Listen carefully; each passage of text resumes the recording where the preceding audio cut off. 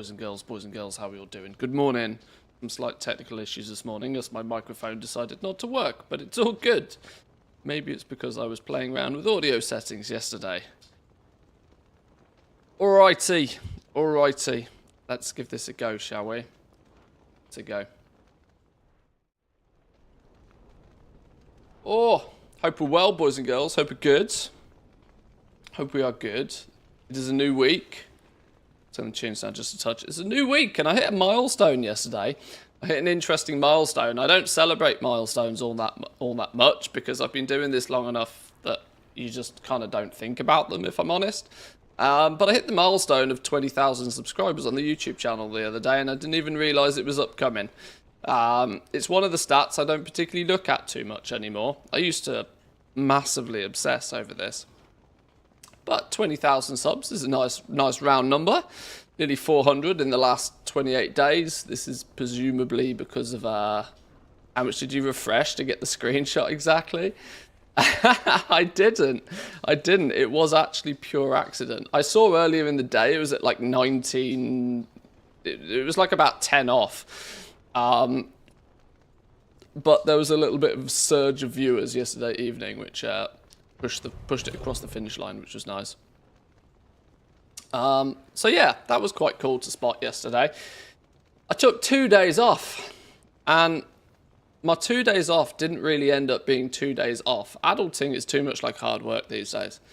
I took 2 days off, and I'm more tired than I was before I took the 2 days off. It's actually ridiculous. Well, maybe obviously staying up late to watch the football last night was also a thing.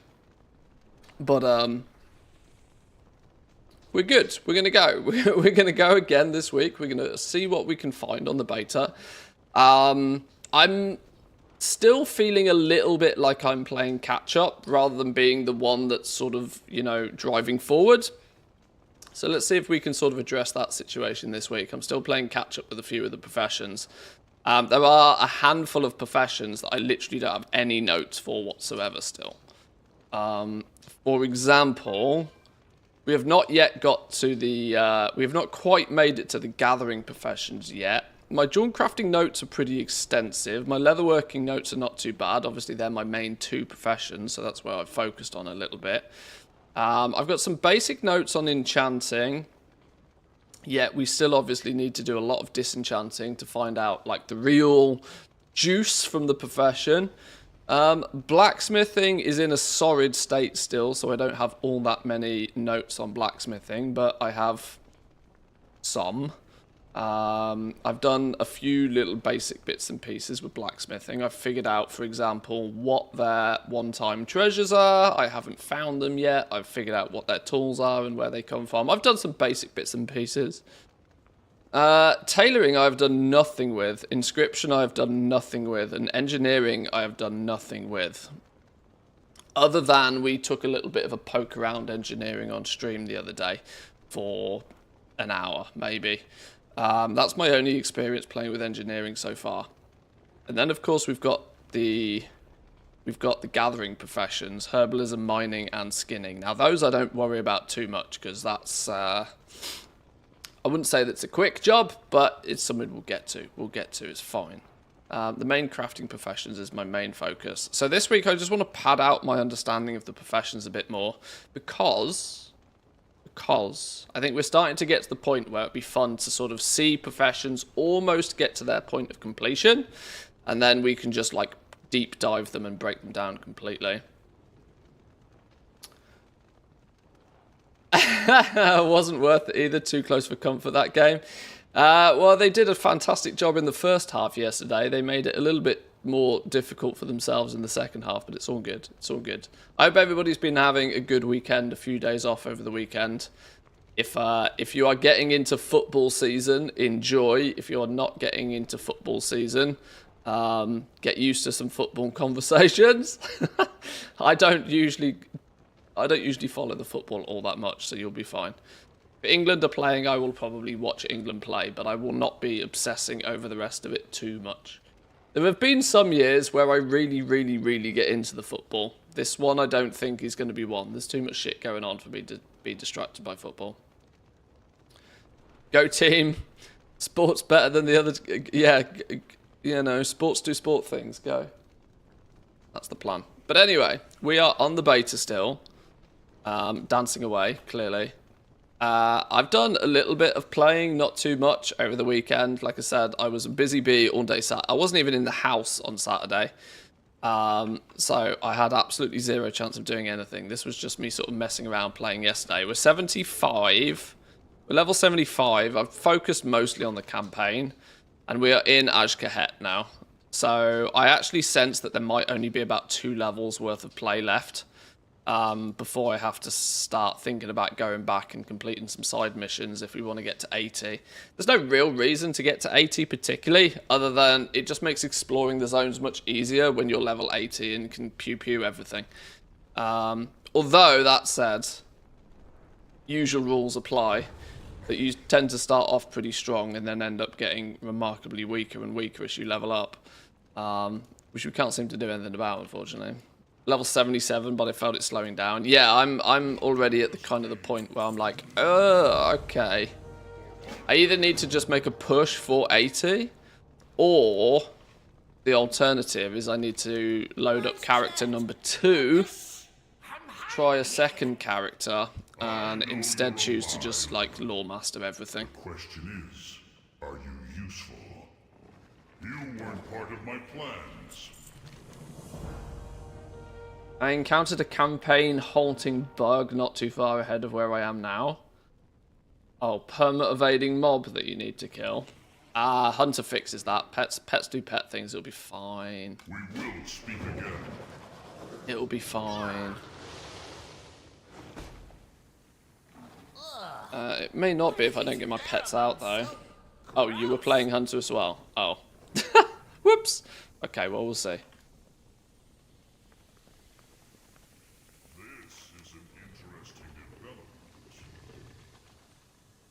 Okay, pheromones. Put some pheromones on. So far I've been mediocre level of happy with the campaign. It seems... How do I put it? The same? I don't know if it's because we have recently leveled through Mr. Pandaria. And actually leveling through Mr. Pandaria, I realised to myself just how good the Mr. Pandaria leveling experience is. And when you use that as your recent point of comparison, I wouldn't say the campaign is better than that. Although this is my first time doing it, I also don't really grab the essence of a storyline much until I've done it a second time. So that could kind of almost entirely be my own thing, but sprayed with pheromones that convince the Rubins that you belong here. Can I not just fly anyway? Okay.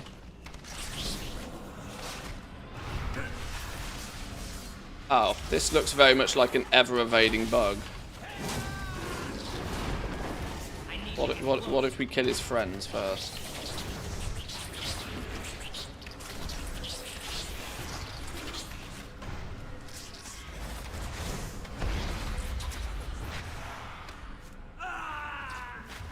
Let's have a think then. And that didn't seem to make a blind bit of difference.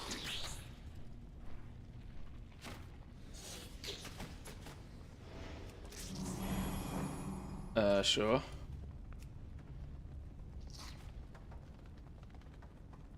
This was not the bug I encountered. Oh, I'll be living in Harrowfall, Isle of Dawn, I think. Zone-wise,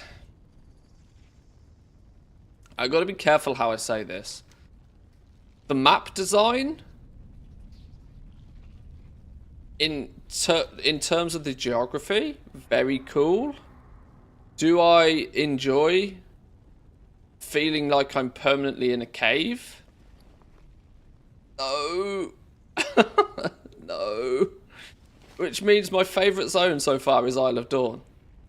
Quite literally, my favourite zone is Isle of Dawn.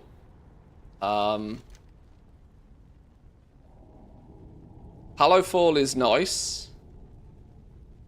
Ringing Deeps, I've not explored enough of it to really have gauged my strong opinion. But Ashkahet so far, it's not my thing. It's not my thing. I really hope this isn't a telltale sign.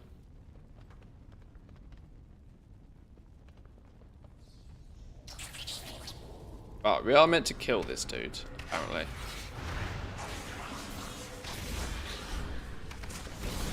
What if I just nuke one of his drones?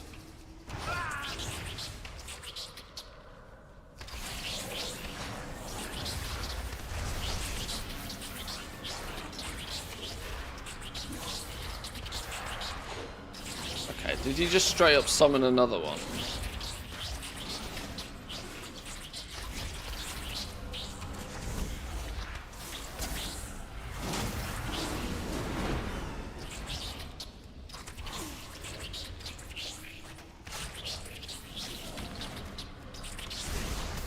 Well, this is a bit annoying, isn't it? Okay, there's another one of his drones down. Quick, just nuke his ass. Ow, what?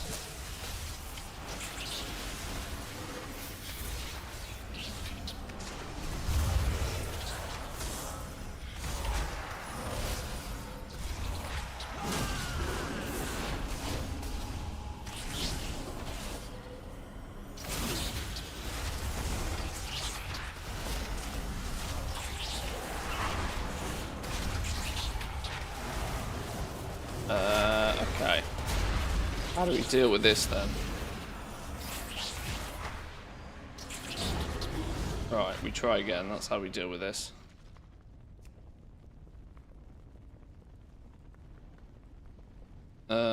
Let me just ever so quickly slightly change the in-game sound as well, because I turned it up a little bit the other day. Probably turn it down a touch. Okay, how are we going to approach this? Oh, that coffee's hot. Although I feel that the Isle of Dawn is very empty of mobs. Yeah, well, it did feel a bit sparse. I don't know. Let's see. Is there gonna be a...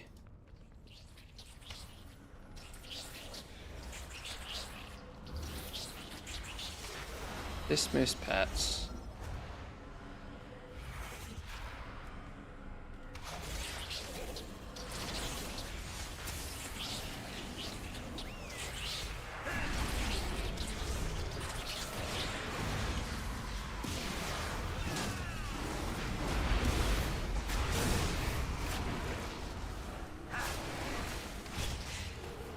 Just brute force. No.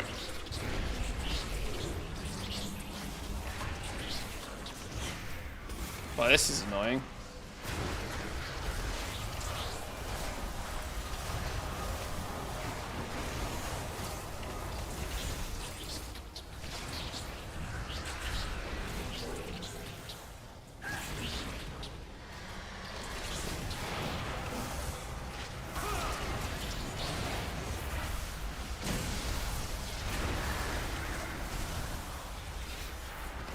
I reckon it's possible, it just needs, like, the right timing. Oh, no, he's evaded again.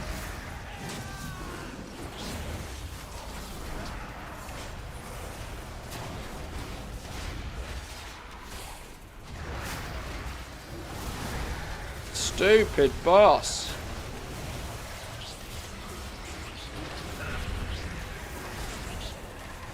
You reckon we gotta kill the flipping these things first? I don't know. How about we try another one? Try another one first.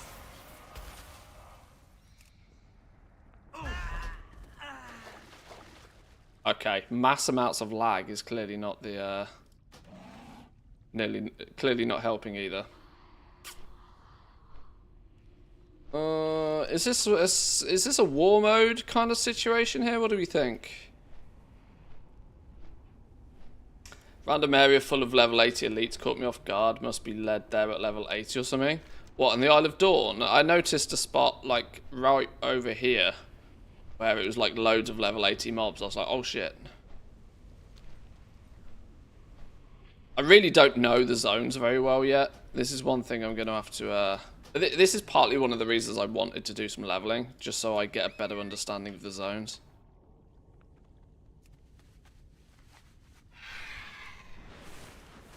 The zone summoning needs to be kicked. Well, the problem is he's just perma evading.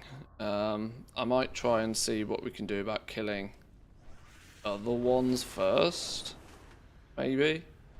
A little overcaller with the new Bazal scent mark. Get whatever you were sent for and get out of my way. There's the log.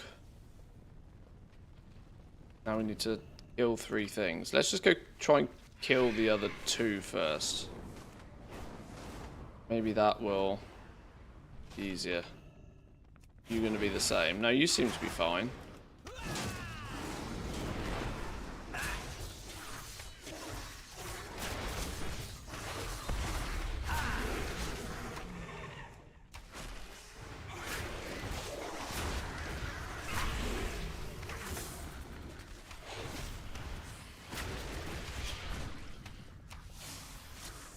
Oh, what? You pulled a bunch of friends? Oh, great, thanks.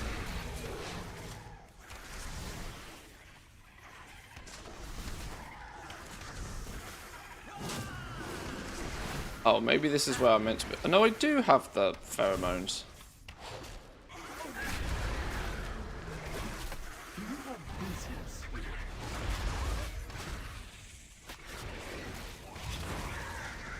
Okay, 1 down. Getting there. Oiler, how we doing? Welcome in. Mr. Norton, good morning, good morning. Wear gold. We are hunting, we are hunting. I'm slowly finding a few snippets. The more, to be honest, at the moment it feels a lot more just like clarifying what features they've brought over and what features they haven't brought over. E.g., we know that like there is we know that you are going to get knowledge points on a weekly basis via treasures again. That seems to be pretty much confirmed now. I've found both ancient gem fragments and chipped tear stones, which is Dragon Isle stuff, but presumably that just means they haven't implemented the new ones yet. I'm starting to find a whole bunch of the one-time treasures as well.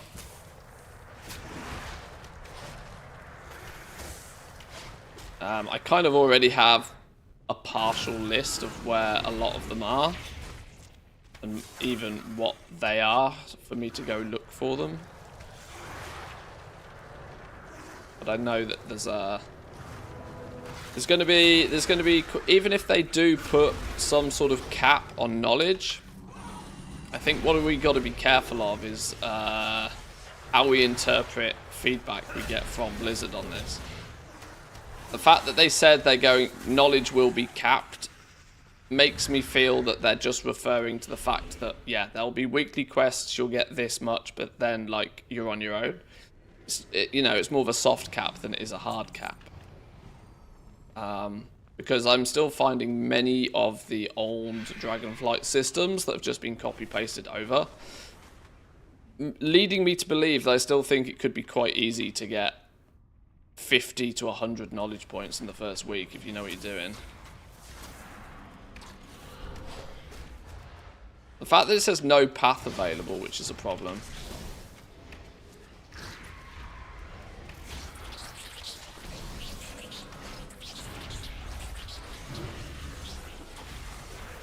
My pets could get there, would be fine.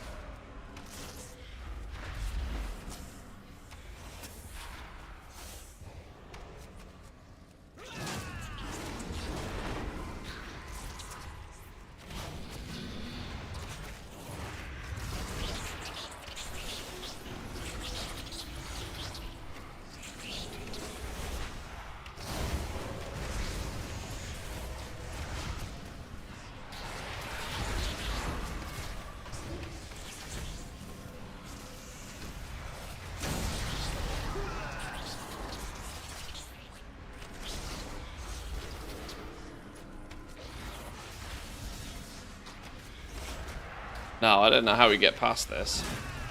This is kind of bricked my... This is going to brick my process pretty aggressively, yeah.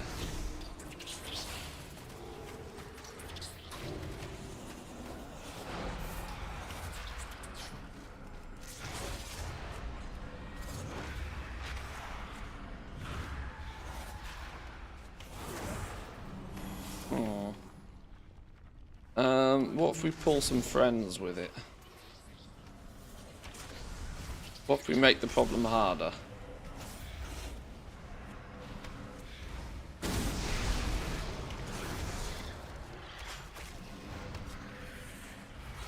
No, they just evade as well.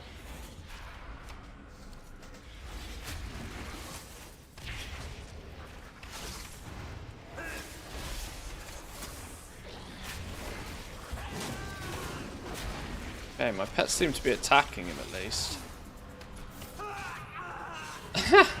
Just as I die. I hope no recipes are added to a noun. So far the rewards are purely cosmetic and resource based. There's some vendors that appear to be relatively faction related though.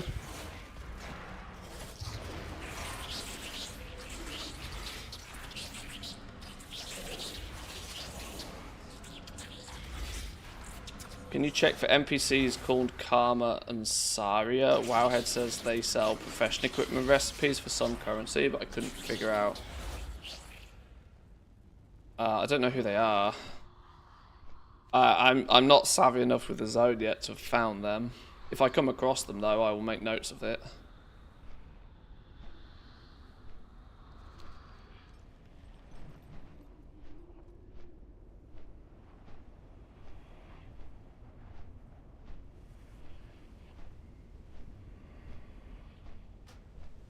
Right, what's his name then? Can I make bug reports while I'm dead?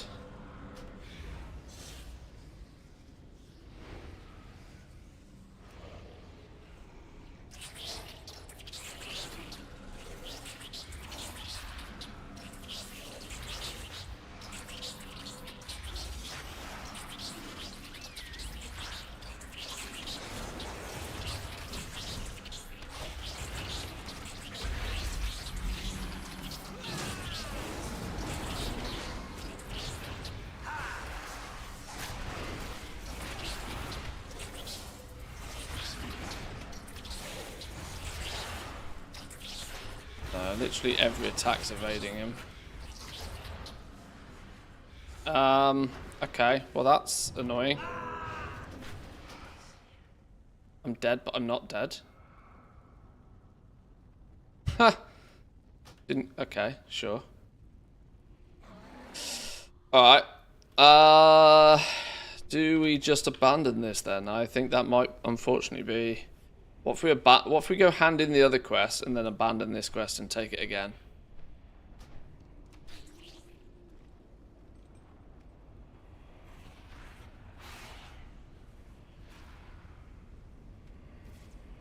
Any 2x4 locations found yet? Well, there's loads of places where there's going to be mobs that are related to quests that you might be able to force hyperspawn. One thing I'll say yet though is that loot tables are not full, so people go where the people 2x4 farms are going to be something that we'll find much sooner to the oh my god, all of these are elites. What am I doing in here? What's going on here? Am I not meant to how am I meant to turn this quest in if all these bad boys are elites? Turns out I'm in the wrong spot. Ah!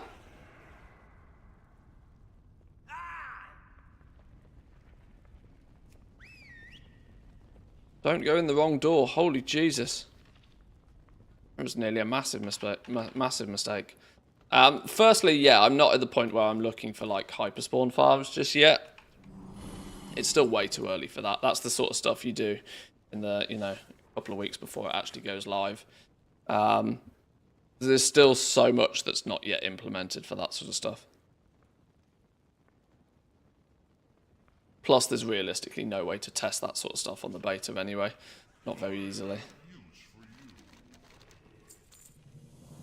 I will try and do some more efforts towards like some farming stuff as well, though. For this expansion, I think knowing how to get access to the materials is important. What the optimal 2x4 farm becomes, though, I wouldn't know. 8 alts through remix. I can't seem to stop. Each tune is giving me 90k bronze. Yeah, I still haven't finished with remix. I don't genuinely know when I'm going to actually be able to finish all of this. I've got so much to do in beta. There's still some stuff I want to finish off in retail before I like sign Dragonflight off as like tick done. I also want to finish off remix. I'm kind of leaving everything half finished at the moment, and it's frustrating me.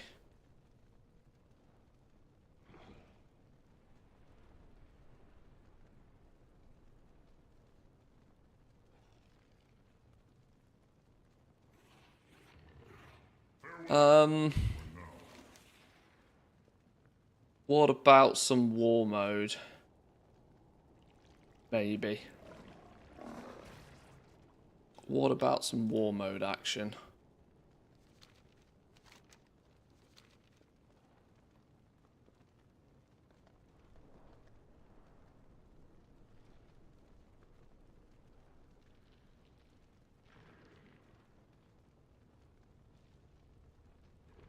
Can't even force a new shard by going war mode? Oh dear, okay.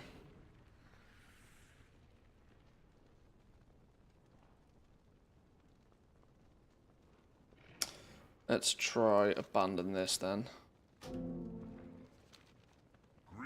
We go again. Eliminating Zeb Call's lackeys is but the first move. Blackmail will be the death blow. Is there any hope for crafting with the region-wide auction house in the next expansion? We already have strong suspicions that guild orders are going to be region-wide.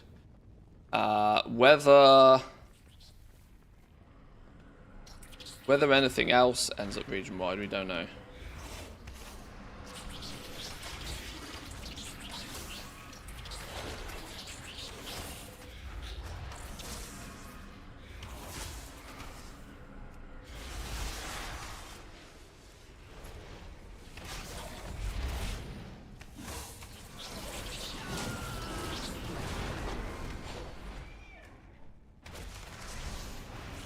No, he just evades back to full health way too fast.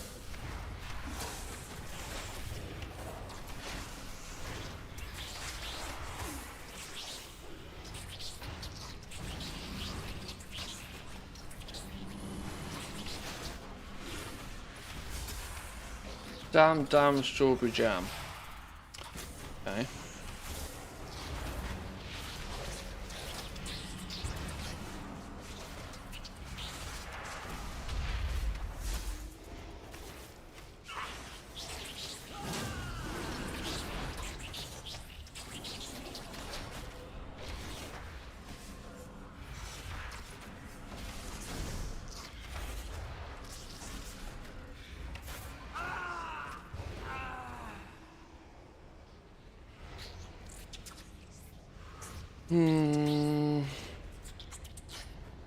Okay, we're just gonna have to do something else. Really annoyed me. Okay. Well, we can always go back and do older quests. That's not so much of a problem.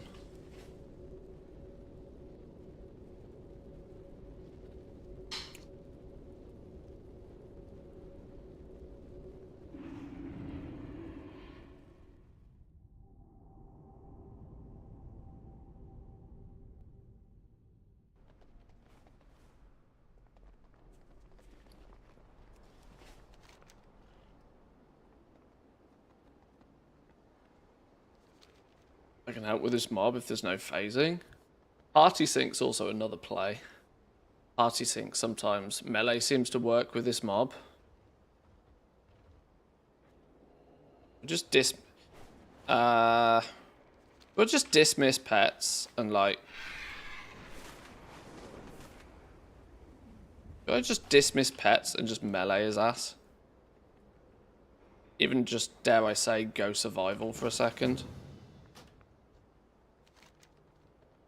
Hang on, let me get back there. Now I have a long-ass flight path to take, but... Whoops. Can I change spec while I'm in? No.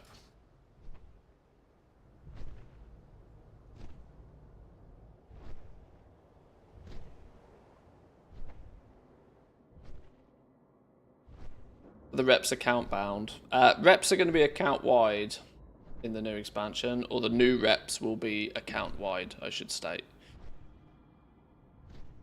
Past expansion stuff is mostly going to stay the same, short term.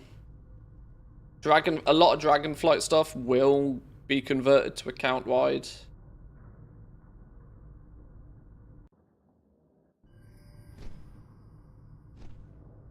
But most reputations are going to be account wide, so you can chip away at progress on any character you like, which is quite nice. That said, that's going to happen at about the same sort of time where most people's need to do any sort of rep grinds might fall off, because they've taken a lot of the stuff off rep vendors. So, you know, they give us the flexibility of account-wide reps just by the point that it, you know, just soon enough for it to not really matter. Did you see the herbalism seeds are war bound? I wonder if that means you can get them on non-herbalists and just send them all to your herbalist. There's a level 80 zone in Harrow. No, where is it? There's a level 80 zone up here near Lights Blooming, I think it is. Hillhelm Family Farm. I think this is like the herbalism little spot. I have a suspicion that there's seeds you can plant or something somewhere. I'm still yet to investigate that.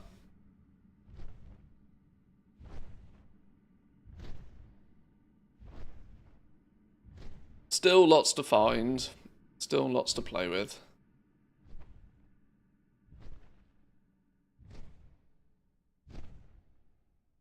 Once again, it leads back to my my claim that I still feel as if I'm a little bit behind.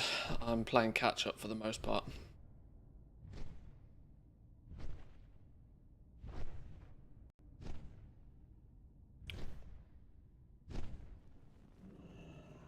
Ah, we're here. Okay, that didn't actually take us too long to get there, you know.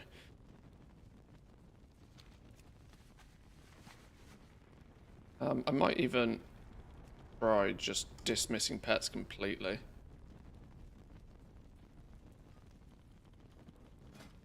And let's see what happens when I press this button.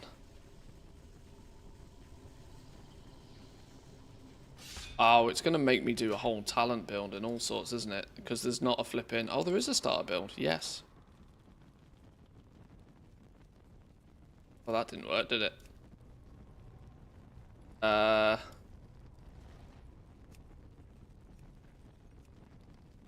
Good starter build, Blizz.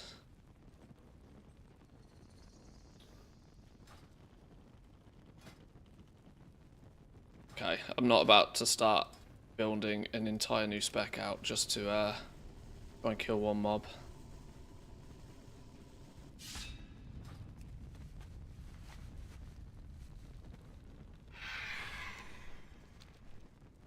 Right, let's see if we can go poke this dude then.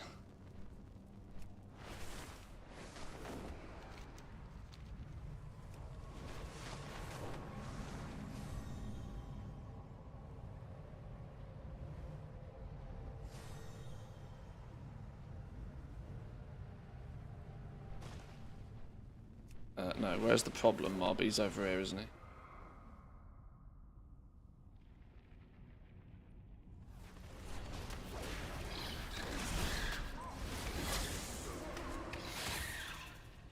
Wait, you got nuked. Oh, you're level 72, my friend. Yeah, these are level 78 mobs. These are level 78.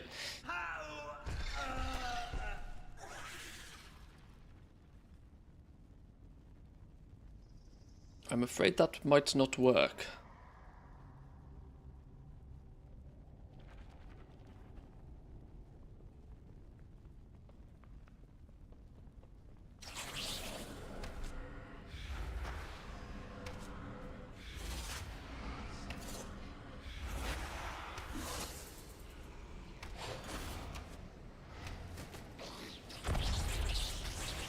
No, evaded again. Nah, it's dumb. It's broken.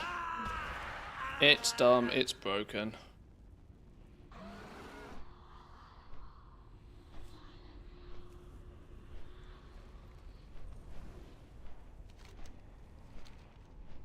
I did it on my mage somehow. Well, I mean, there might be it might have been recently broken, and that they need to unbreak it. It's fine. We'll do something else. I'm not gonna waste the whole stream trying to kill one mob. Let's put it that way. We can go back and we can just do some other quests. It's fine. It's not a problem. If anything, actually, I can fly around and pick up some flight paths and do some a touch of exploring. Still a few nodes I need to pick up. There's one all the way down here. Might find some treasures en route as well.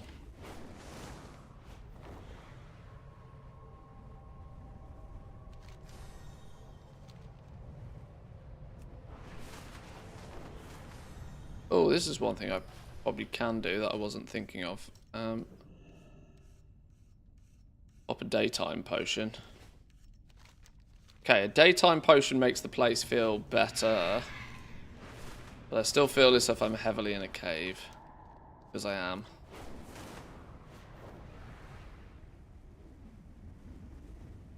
Although it's definitely better.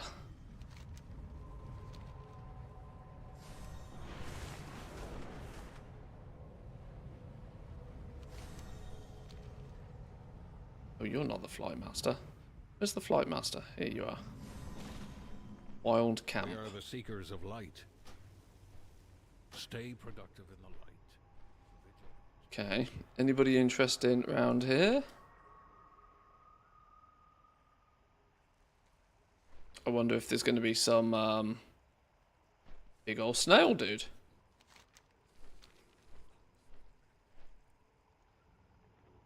I sense with these little hubs, these mini faction, like side quest areas, you might need to actually do all the intro quests and stuff before they even.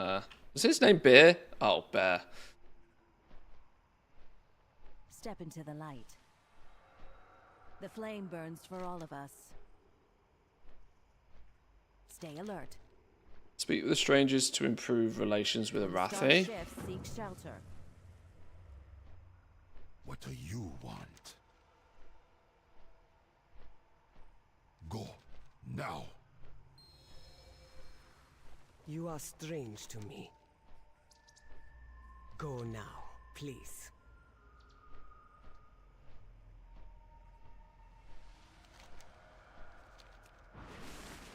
What's it this way then?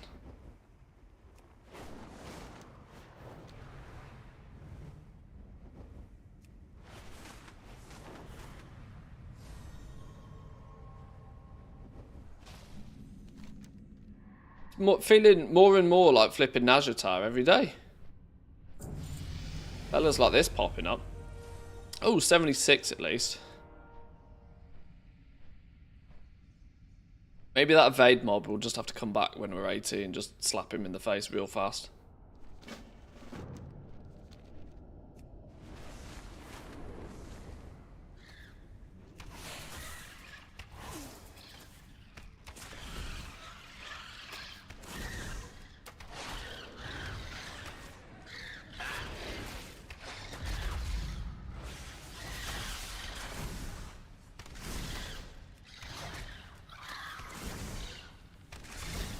I feel like we'll be able to swap professions to maximize acuity thingy. Worryingly, yes. Worryingly, yes. It does feel like that could be a thing. Now,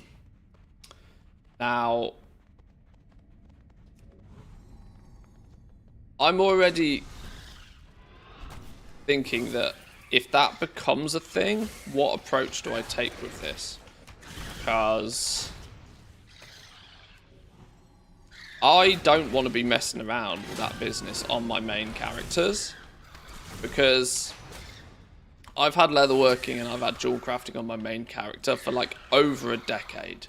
There's no way I'm swapping their professions at any point. I'm not dropping them to take other professions to pick them up again just for some bow crafter's currency short term.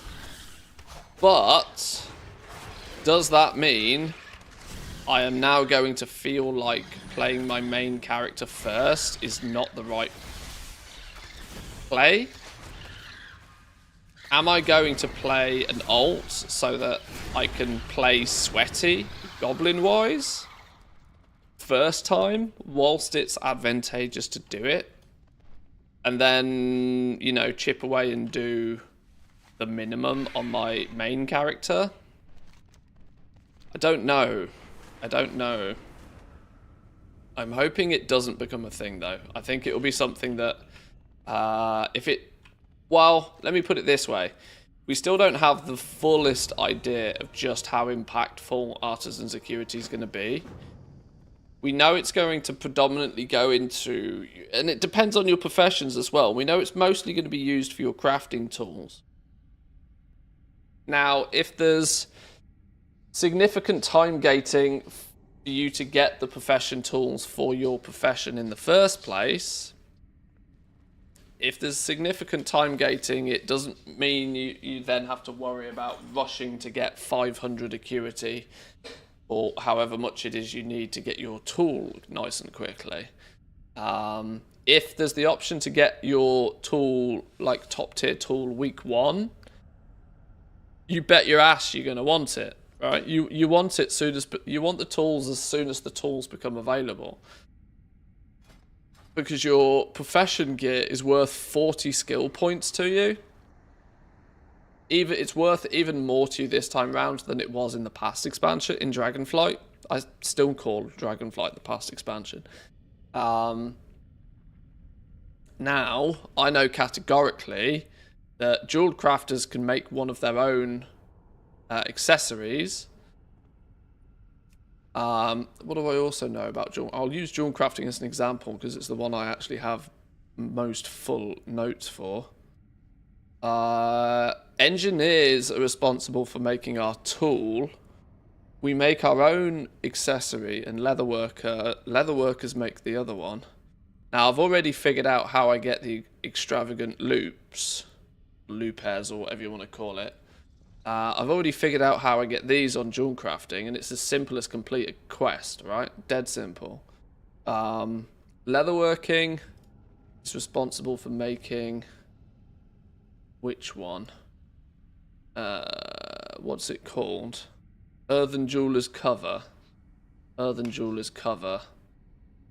Which you can buy from a vendor for 150, presumably meaning that's rep bound. It's also Dornogal. In fact, no, that's the Artisans Consortium vendor. So that might require some Artisans Consortium business. But it's going to be 500, 500, 500. So it's going to be 1,500 Artisans Security just to make the thing, which is actually quite a lot.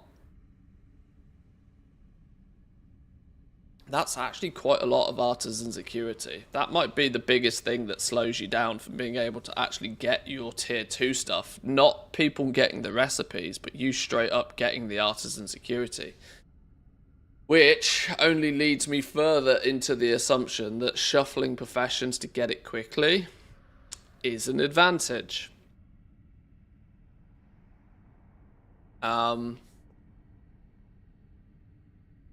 A seemingly unfair one. Because there are some people that will flat out refuse to drop professions and shuffle other professions just purely to get some bonus Artisan Security quickly. Yeah, I don't know. Mob's bugged, couldn't kill him with my mage for the second time. Yeah, I'll ignore him for a day or two.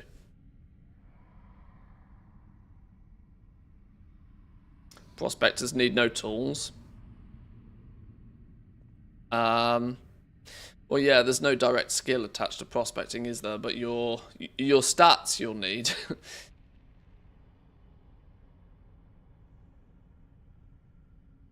You don't need the skill off them, but you'll need the stats off them.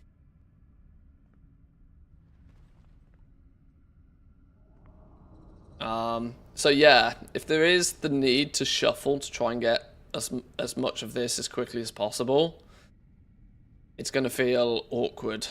So awkward, in fact, I might choose to not aggressively push on my main. I don't know what I'll do.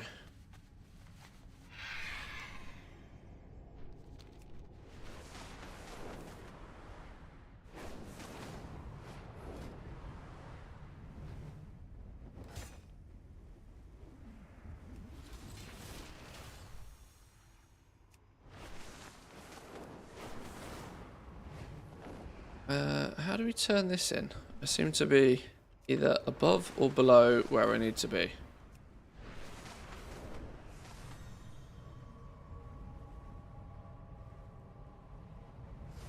I was above.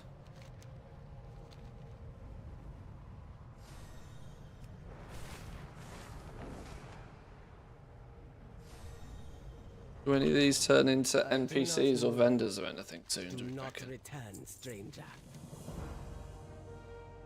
No, but they are good for reputation. Go now, please.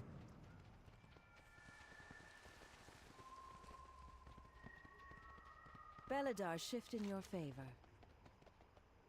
Always be prepared. Is this the Emerald Dream sort of style of side hubs now? Where you do 2 or 3 quests for them, they tell you a little bit of story, and they give you some rep, and then that's it. That's all you ever use them for.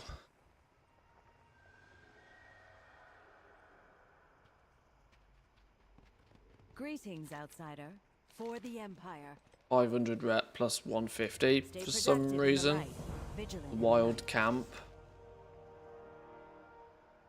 Okay. This place become anything by doing that? Or was it just a small mini story that I didn't pay attention to at the time? You are strange to me. Okay.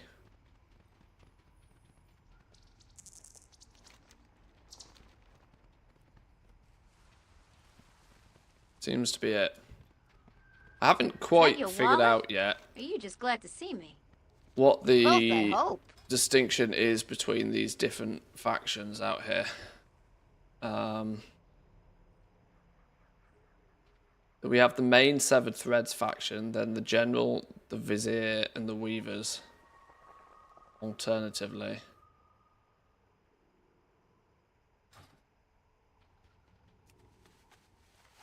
Euler with a Prime, thank you very much, my man. Appreciate that. 6 months now. Thank you, thank you.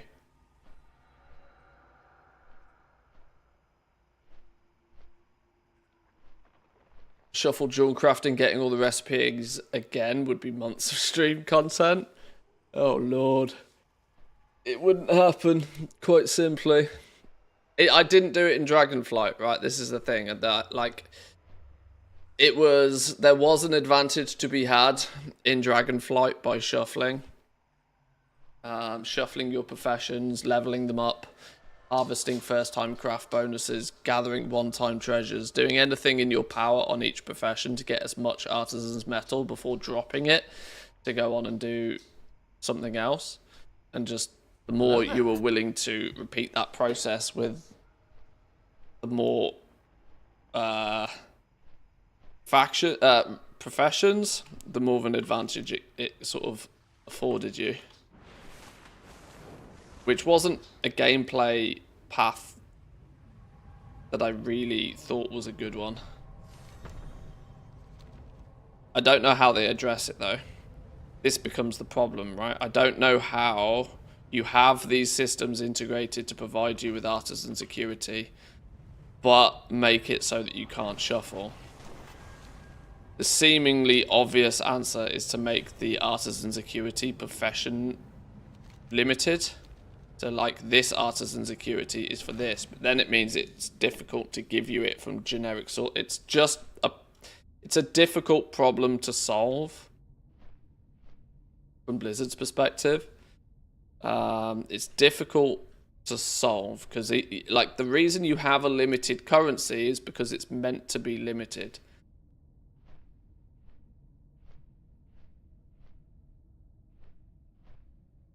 Just to show how important acuity is going to be, there's an NPC selling 30 knowledge total for 900.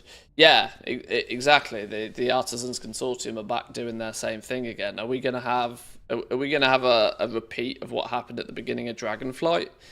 People who figure out how to scamouse that reputation end up with like 20 or 30 knowledge more than some other people, which in the early days is massive, right? If you've only been able to get like 20 or 30 or 40 knowledge, and then somebody has got 60 knowledge, it might only be that they've got 20 knowledge more than you, but relative, it's like they've got 50% more than you. It starts to feel quite Your path leads you here. frustrating. I'll guide you well. That somebody who was able to, for no ill reason of your own, get so far ahead.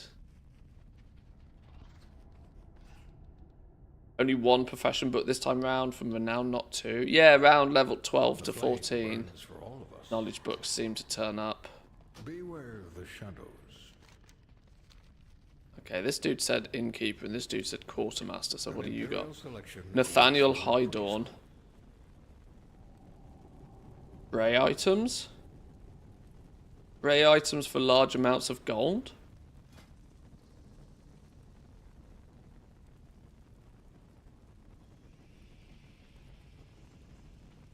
Okay.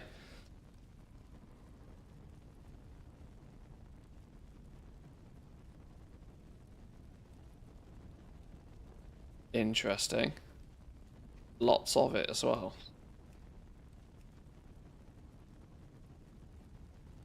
Is this going to all end up being a transmog set that you're going to have to pay for somehow? It's just got temporary values to it, stock up for presumably. You are... Okay. Military grade goods at civilian prices. Stock up for next curfew. Sure. What are these fellas? Stable master, flight master.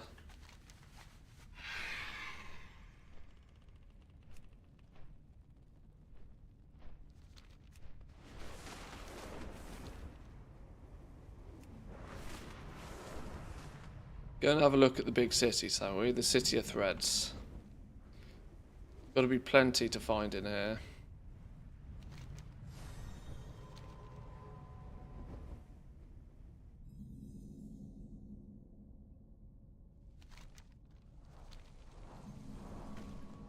Flight master, where are you?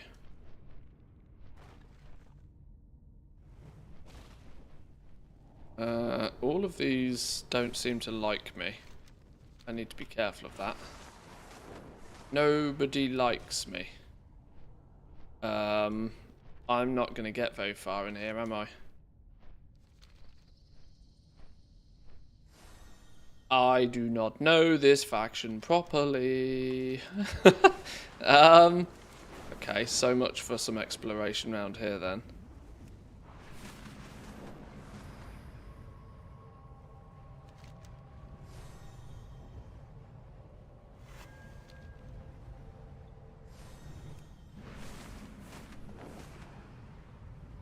Trapped Trove.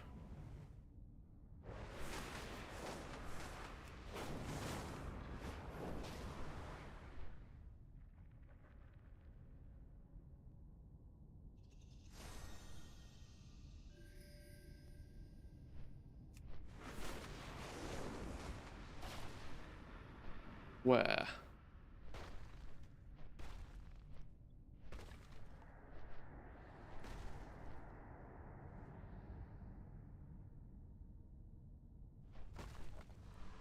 Where's this trapped trove?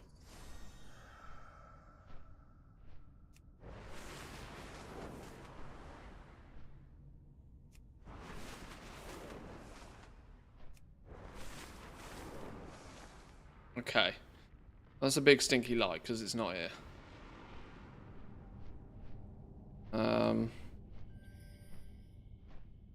Seems to be in the right place.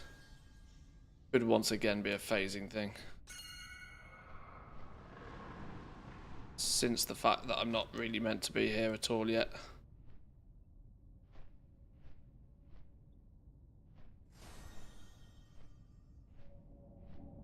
Alright, well, let's go up this way instead then.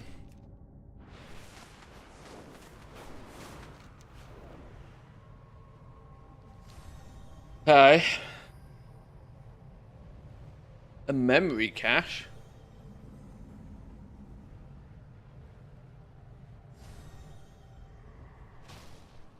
Nope, still further down.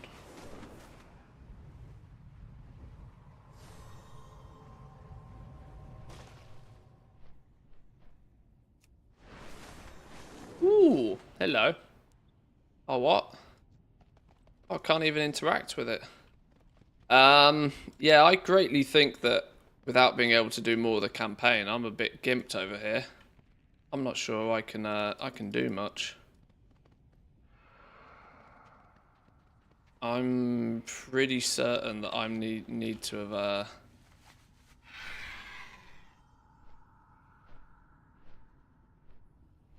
most treasures are level locked to the zone. I mean, if that was the case, I'd be able to hover over it. This doesn't even have a tooltip. Normally, you'd hover over it and it said would require level 75 or something.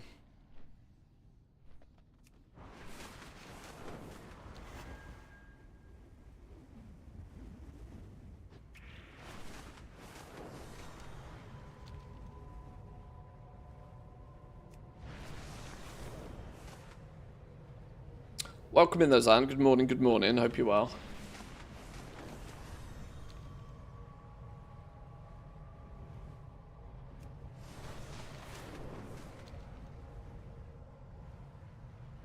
I have a feeling this place is going to... Well, new places always feel confusing at the beginning.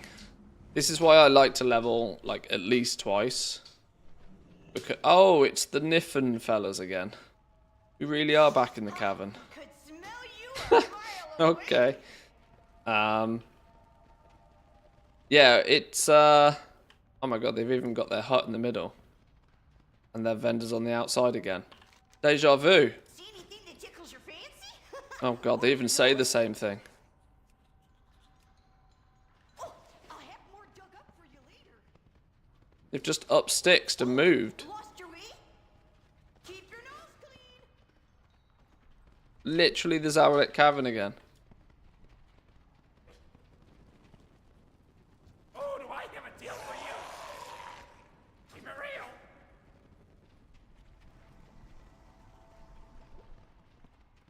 Found some profession recipes so far. They require acuity and cash currency. I've found a few that use that currency as well, yeah.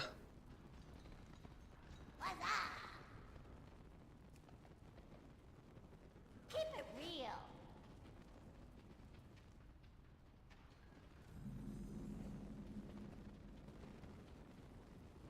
What's this pit? What are they all watching? Sparking electrocytes. This is some weird sort of cockfighting arena. Oh, ha, didn't see you there, buddy. Just want to watch the next battle? Don't wander off on Okay. your own. Wait for another Ponzo cream deal? I know, incoming, right? Hey there. Oh, come closer so I can get a whiff of you. Don't put your nose. Not found Ponzo yet. Stable master though. Clearly meant to be a mini city. It's in the big building. Innkeeper. And nobody else. You sell anything? Didn't see you there, buddy. Are you related to the Niffen from the Zaralek?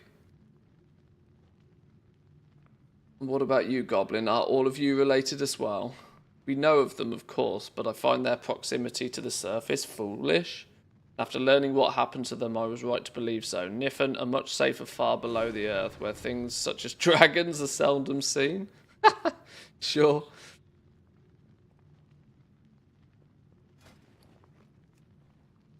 Let your nose Well, that answers my question. Brothers from another mother's. Entrepreneur Inc. Rips noodle. Okay. Doesn't seem much we can do with these fellas yet. A little day spa. Pool Boys LLC. Sure. Hurry back!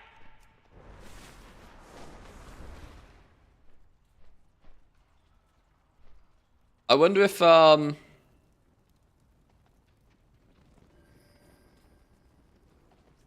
the Karen NPCs are back, or whether they've learnt their lesson that they're not allowed in this time. They had to remove those before Dragonflight went live, so I guess they haven't put them back in. Although it would be a nice Easter egg.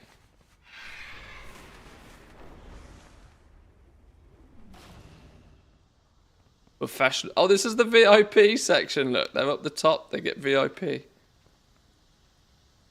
Bartender. Well, spit it out. If you ever need anything.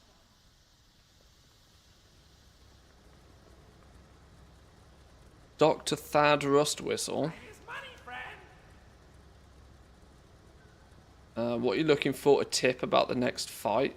Never bet against the Venture Company. At least not me and my killer bots. Okay, this area is quite cool. I sense we'll get to interact with these fellas a little bit more at some point. Assistant Sniff Master. So that's a proper job, that is. And this Mickey Mouse rubbish.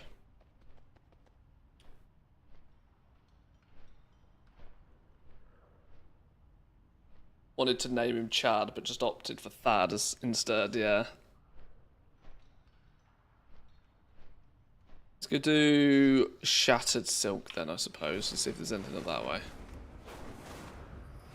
How do we get out of this little area? Literally in a cave again, surprise, surprise.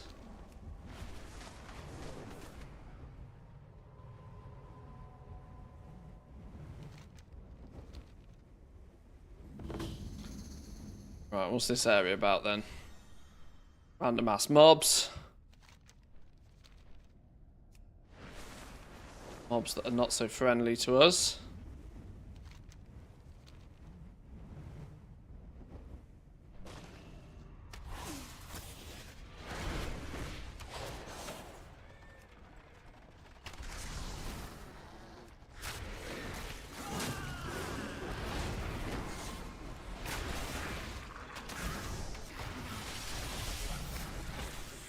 Just got here, anything juicy yet?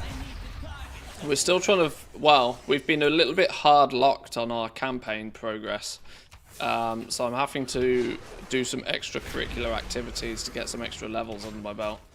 It's much easier to explore and find things once you've got some more item level and some more gear and some more levels under your belt, so. General exploration at the moment, nothing really too hyper-focused.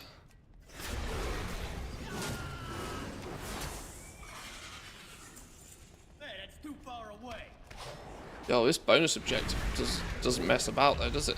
Still only 30%.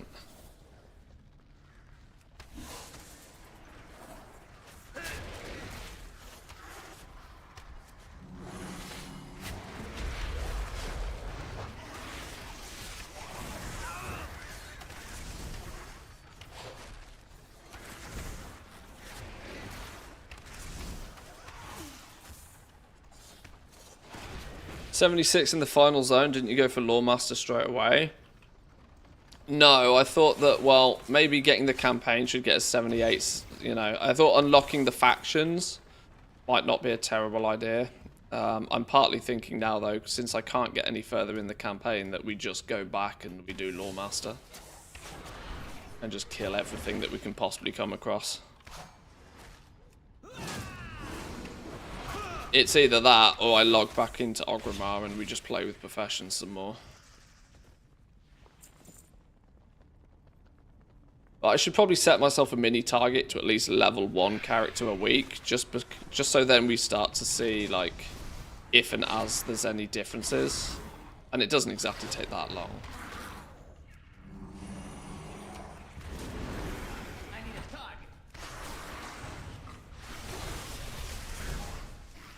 This was obviously a pre-made character, so I'm also sort of intrigued to see how it's going to feel when I bring my main hunter over.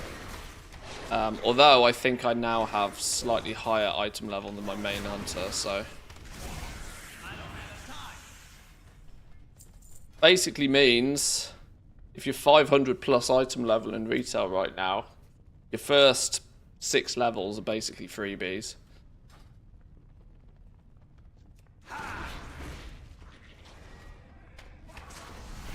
I mean, that's usually how they pace it. That if you've got fully mythic gear from the final patch, you get about 8 levels for free. And you'll probably still have your level 70 gear equipped when you ding 80, is what I imagine will be the case. Oh, pet's dead. Hang on.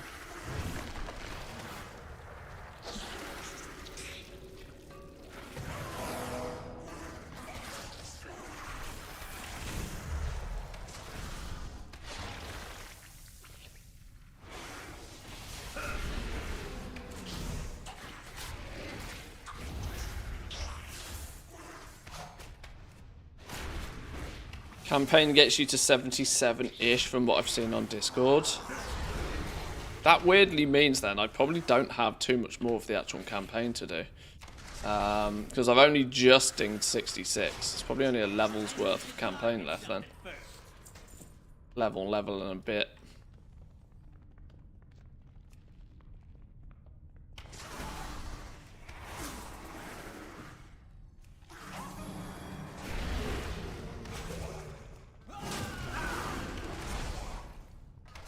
Got up to 60 herbalism skill, around 50 of each herb, but still only 3 null lotus.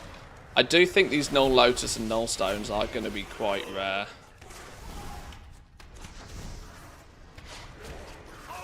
But rare just means valuable, and where something's valuable, you know you know for a fact that people will hunt it down, and they'll optimize the crap out of it.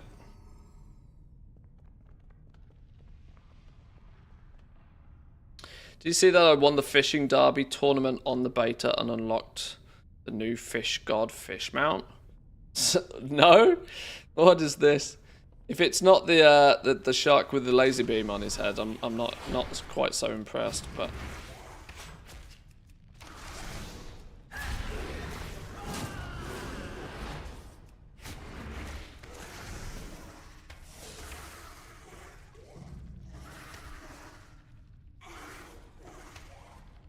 Oh, it's almost a shark with a frickin' laser beam on his head. It's quite cool, though.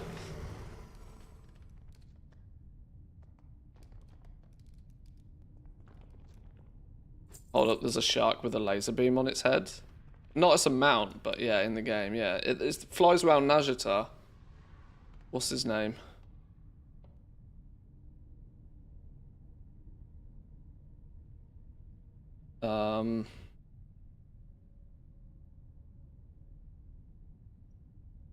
Epicus Maximus.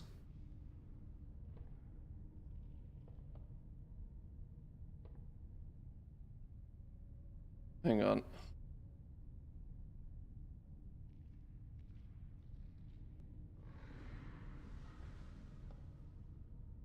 Yeah, look. Epicus Maximus. There's a shark with a laser beam on his head. Shark with 2 rockets, a laser beam, a dinosaur, and a punk rocker on his head.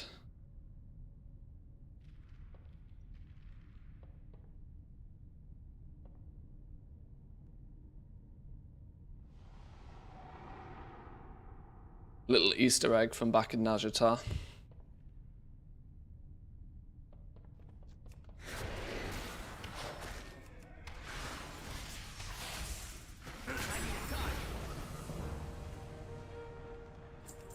$14K. How's that in relative to what? Okay, that's actually not that much experience at all, is it? The Weaver's Lair. Lair of severed threads. What's this little building to be? I don't even know.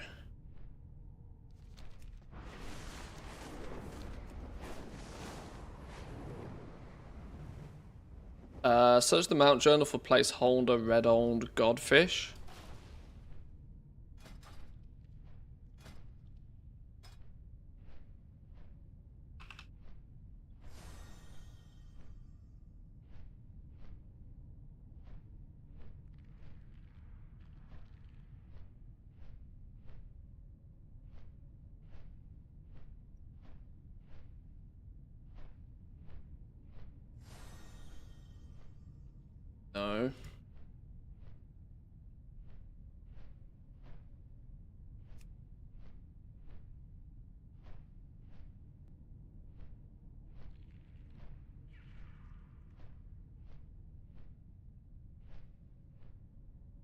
I don't have that many placeholder ones.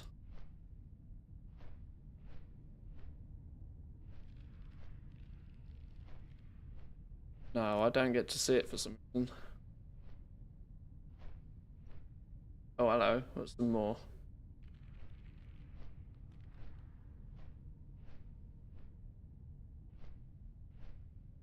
No, it won't let me see it. Yeah, you must only be able to see it because you've got it.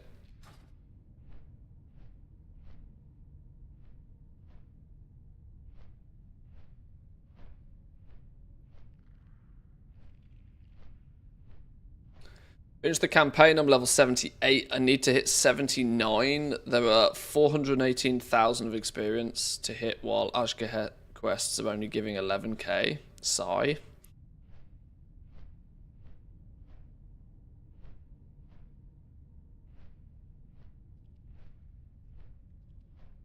Campaign's not designed to take you from 70 to 80, even though after you get the 25% experience buff, it will. I hope they don't balance around that. See, this is the thing, right? This is where that buff, that bonus, could be just baked into the leveling experience the first time. Meaning that your first 4 characters just level slower. You know, it's the glass is half empty sort of scenario, I know, but I'd a Niffen stash! The Niffen are here, look. Where is it? There, look. Bag of Niffen goodies. Rep. Some grubs. I don't know why auto loot stopped working, but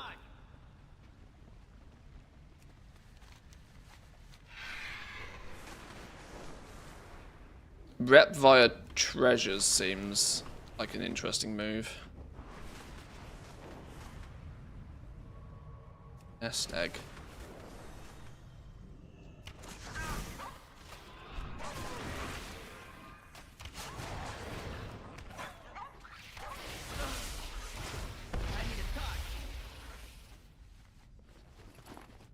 Oh, nothing in it. I did loot that one yesterday. I was just seeing if you could loot it again. Apparently not.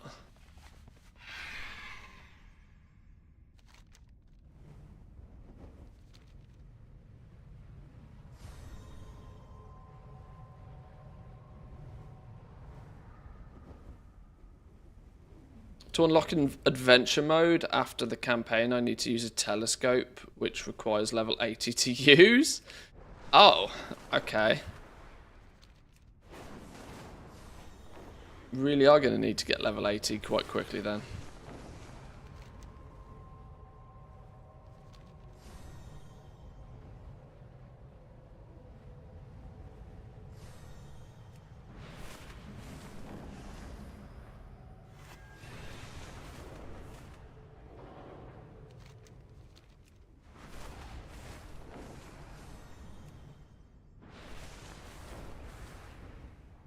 Oh, this really seems like a one-way... This seems like a way down and not a way up. Holy smoke. Hang on, how's the quest here? Where?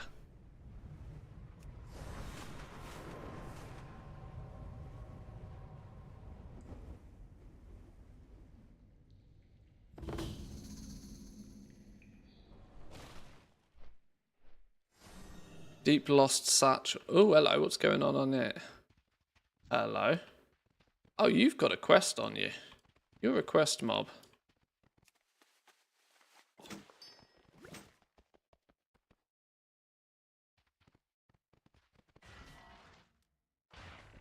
The herbs do look cool though. I've not gone too far into herbalism and mining, but they really do look quite cool. Very shiny.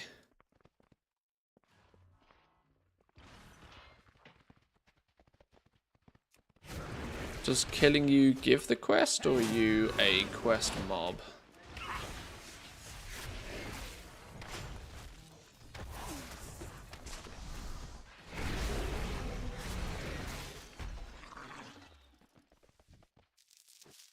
No, you are a quest mob. We need the quest before that works.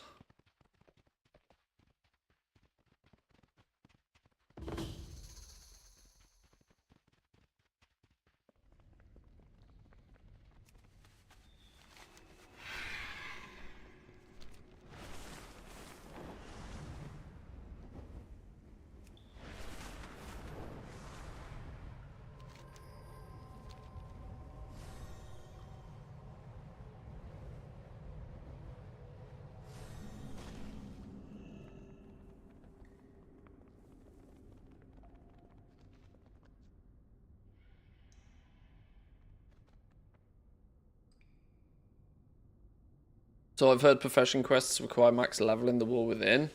At least they do currently, yeah. Looks like they don't unlock to your level 80.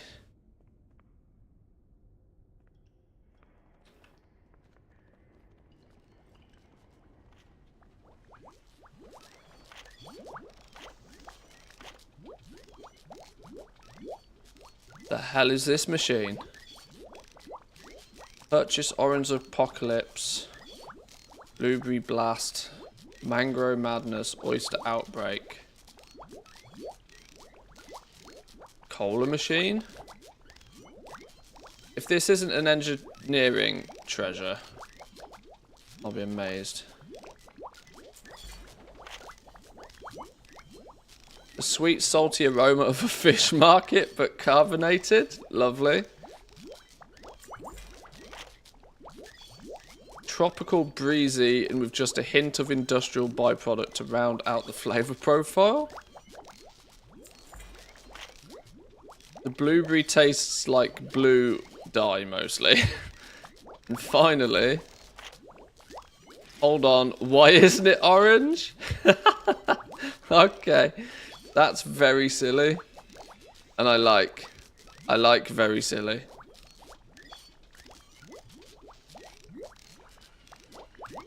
Why do I sense that you get something fancy out of this if you buy them in the right order?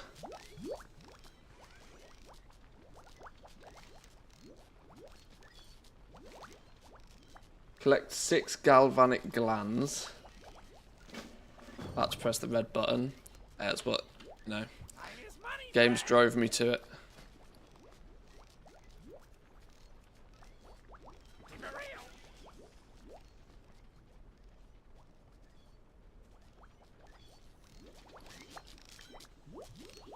Sell price 2 silver 50. Just money laundering, that's all it is. Cost me 5 silver, sell it for 2 silver 50. Just elaborate money laundering. I got what you need.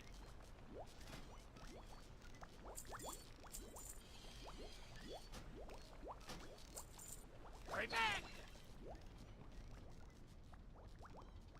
There's more to this though. There's definitely more to this. Do we have to do this in an order?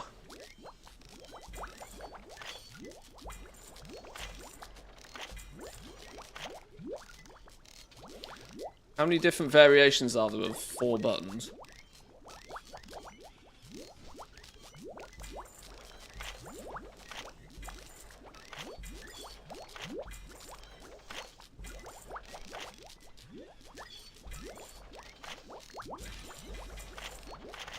What if we just do it fast enough?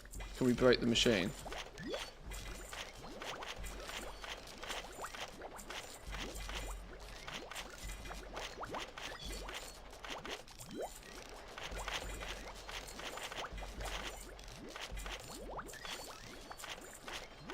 New gold sink.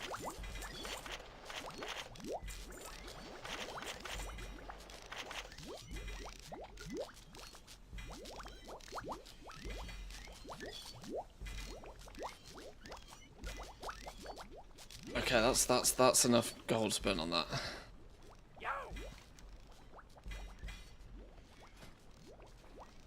Wait, hang on. Orange, blue, mango, blue, oyster, oh. Why do they only stack to 12? Don't know.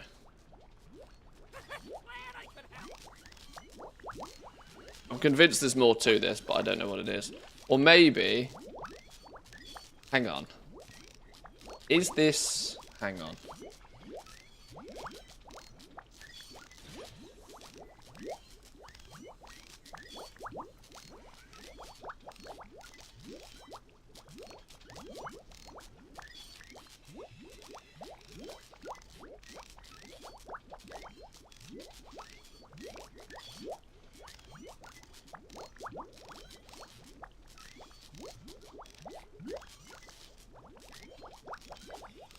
I've seen reference to this cola machine before.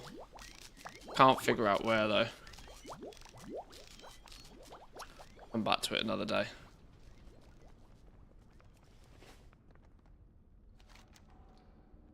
Resonance crystals.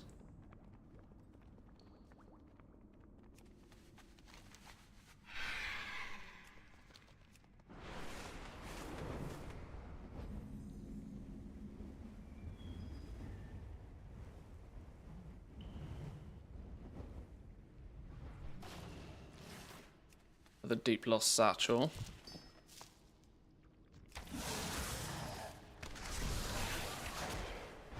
You missed the duck? What duck?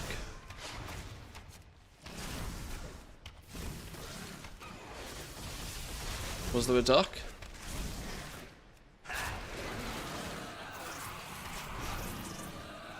I did not see no duck. I need to target something first.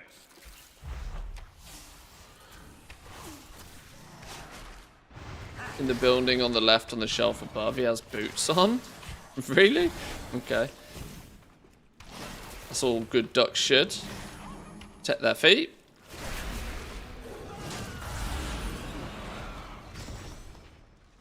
Hey, that's too far away.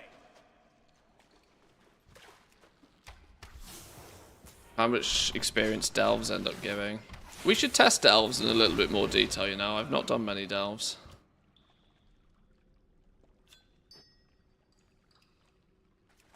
Right, there's our like glands. Machine Speaker's Reliquary. Is that a treasure or is that a one-time profession treasure?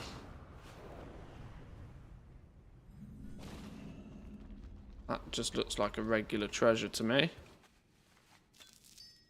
Yep.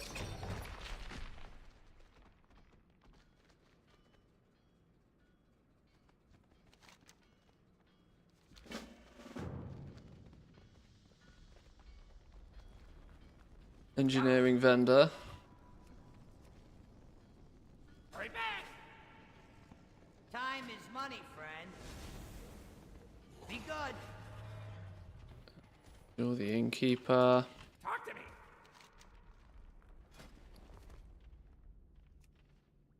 Glad I could help.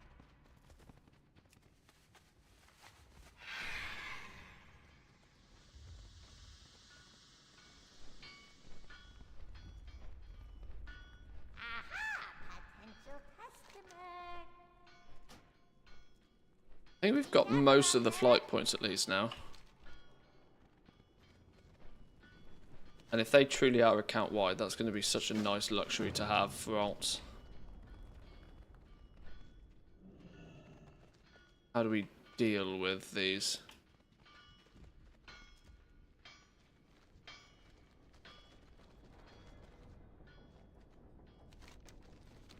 Do you have an item we're meant to use?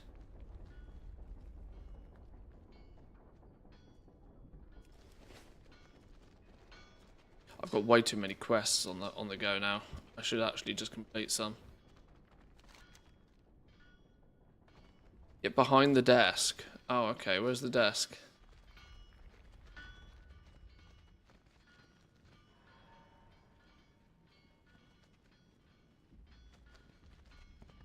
What?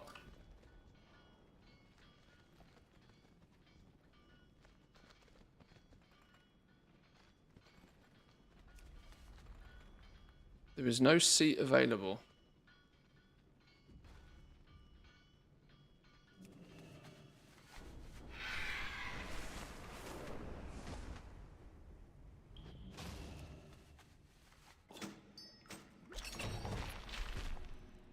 I keep getting shadow inks.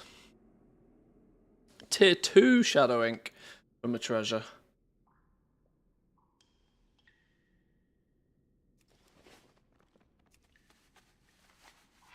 Another deep lost satchel. Treasures for days around here.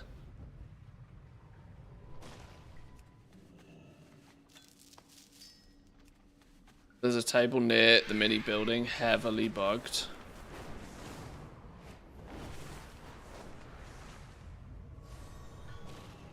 Yeah, it said there was no seat at the table. Presumably because this dude's in the way. I don't know what's going on here.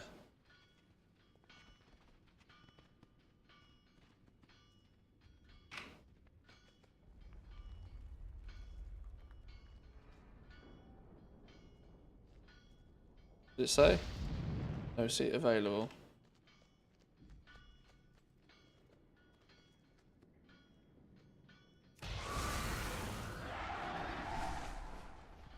Okay, well we can't deal with those fellas then.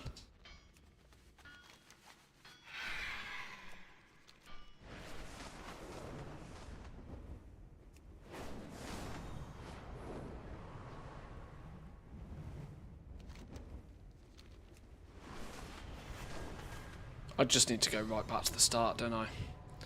Stop messing about, just go right back to the very beginning and start from there.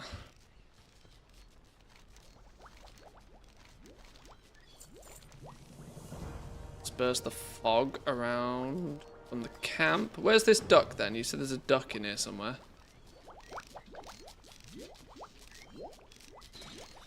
Down here somewhere. Quack. If I speak its language, it turns up.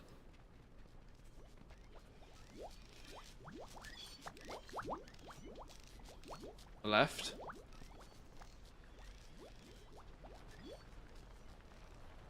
Oh! Up here. A shoe duck. A duck with shoes on. Okay. Didn't he say something about a duck? Why is there a stuffed duck wearing shoes? Shoe duck is not for sale.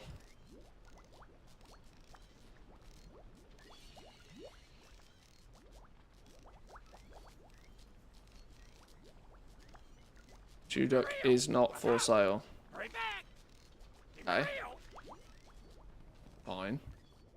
Not for sale.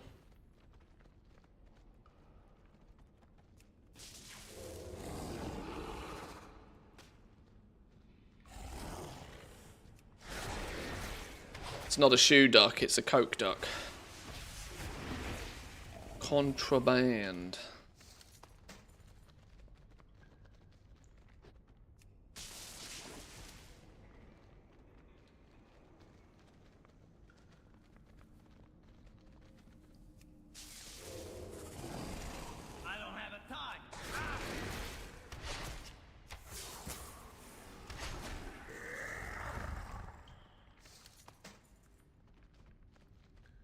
Oh, hello. Place the fog collector and collect fog samples. Farewell. Okay. Treasure. Target something first. Oh no. Goblins get trapped in small gaps. Ooh. What is this? How do we get in here? There's a thing behind there.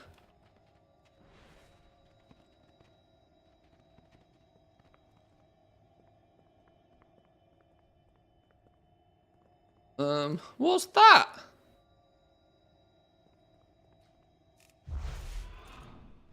Stupid door. Stupid door.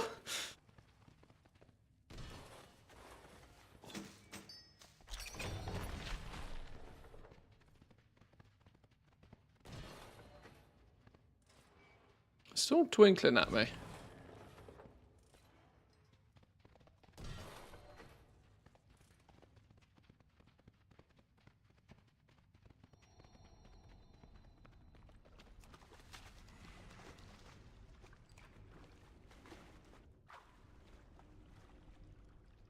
Oh, that treasure's gone. Quick, quick. Yoink. Sturdy Nerubian carapace. Increase leatherworking knowledge by 1 from a treasure. From a treasure.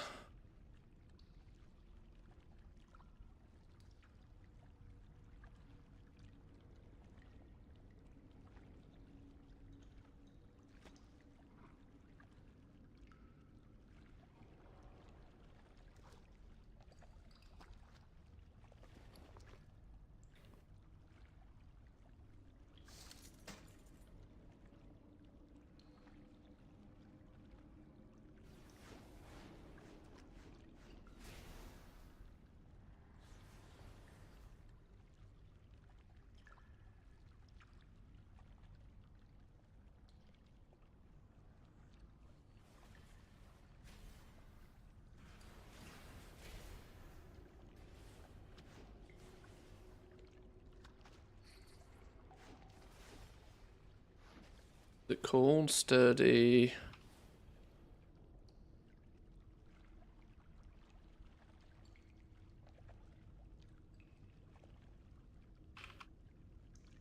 So, I think I've now found my 2 weekly leatherworking and my 2 weekly... But no, I got one of these from killing a mob. Even though they were busted.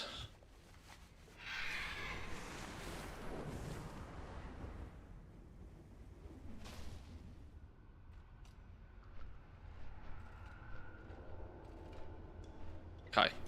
I'll deal with this in a minute. I'm going to take a quick break for 2 minutes, boys and girls. Entertain yourselves. I'll be back in 2.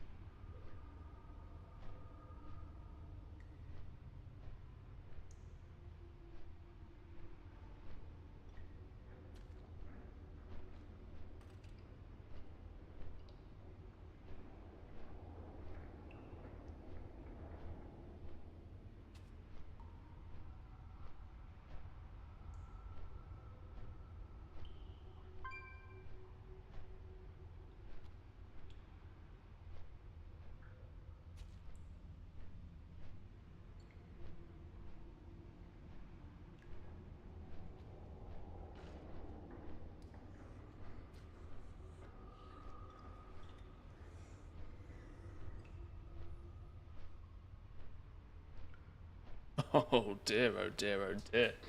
Oh dear. Well, good try, boys and girls. You tried. Streamer's cheating. How's AFK? Pure luck. Pure luck.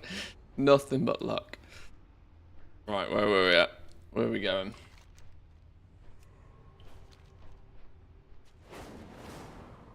Do this fog business. Oh snap, what's going on here?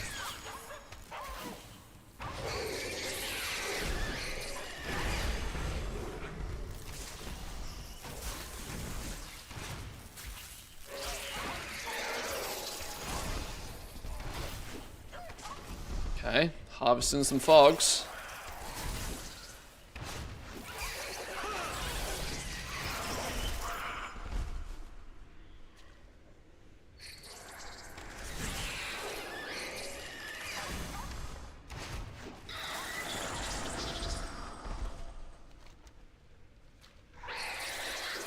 We just stay here and chill. Apparently we can. Shame these things don't give experience though, mind. You clearly thought about that. Clearly an exploit that, isn't it? Boom!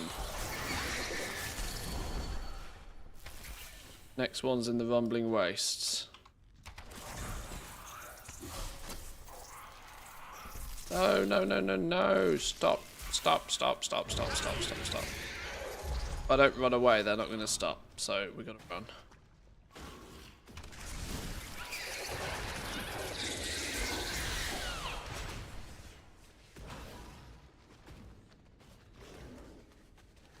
Where's the next one? Up here.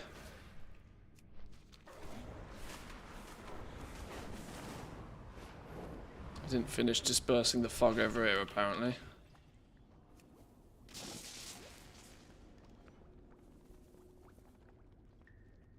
Somebody's got some, getting ready to do some prospecting, look. Give me all them gems.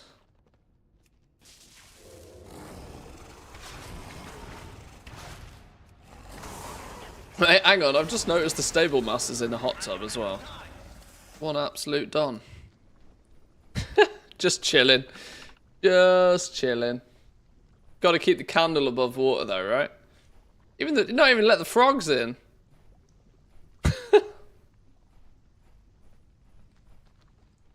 Sure.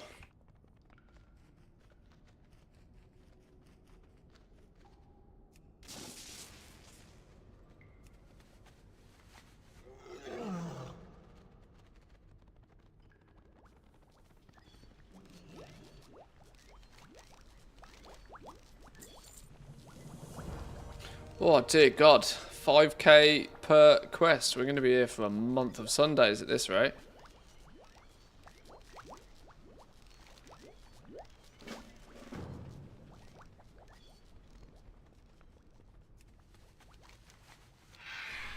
Maybe why the lore master from the word go approach is not a terrible idea.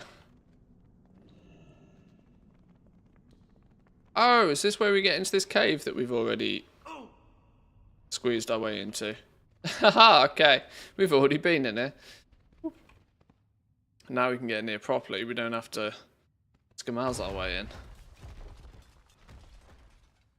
Protect gem? Ooh. Shiny.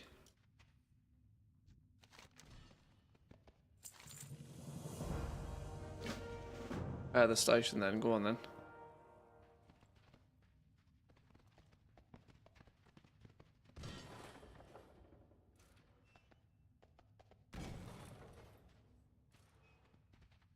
Testing alchemy came up with 1 blasphemite every 3 days with 105 points, or 1 blasphemite every 5 days with 75 knowledge.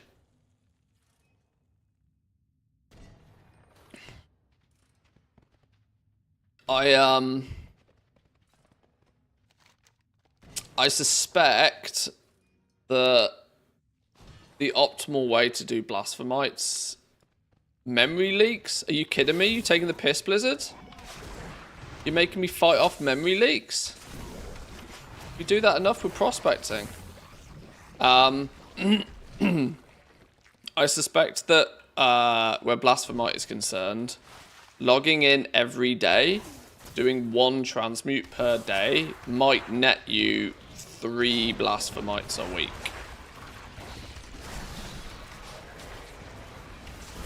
But that's if you were doing it all very optimally. Leading a lot of people, I think, to probably go the path of more alts and less work, if that makes sense. You will not be as optimal if you don't log in every day. But your material costs per Blasphemite probably shouldn't be much different, I don't think. Unless that first time craft bonus per day can be done on something cheap enough. Your sort of cost per gleaming, which is what players are going to need to figure out, right? If you've got the gleaming transmutagen, how much does it cost you to get 1 on average? And you're going to find the quickest and easiest and the cheapest way to get your gleaming. Because that's ultimately what the market will come down to. The time limiting factor won't make too much of an issue. The price will ultimately boil down to the lowest common denominator. So whatever the absolute cheapest way to get them for will be what slowly but surely ends up being like the norm price for them. Time gating will only help alleviate... the time gating aspect will only bump the price for a period of time. Like today, for example, most people don't consider time restrictions on Dracothists to be much of a concern. It's all about optimizing your material price still. You still got to buy your materials in bulk on a cheap day and then craft them en masse with a fully spec'd out alchemist. It's still a lowest common denominator game.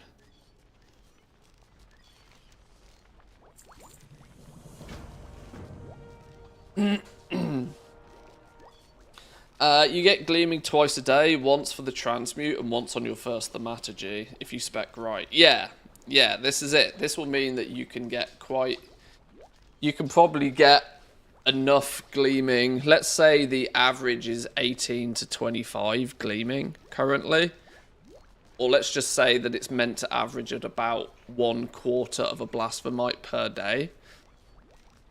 You might be looking at getting like 200 gleaming a week, something like that.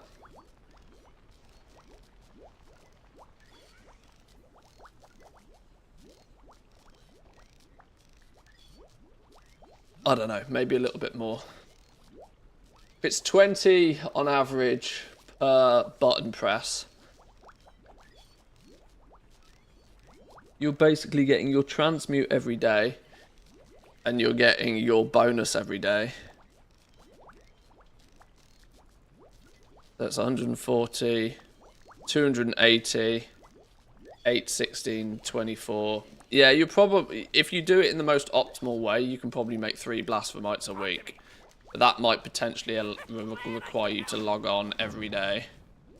And, dare I say it, that the weird situation might come from this is that actually the transmutes are the more expensive way of getting. If just taking 20 materials and smushing them, that's going to cost you basically nothing, right?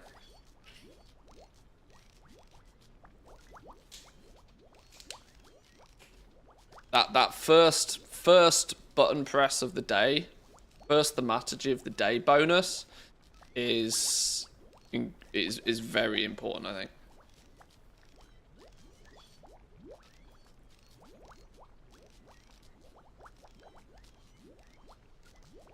Average daily gleaming for transmute is 22.83, and the first craft is around 18 to 19.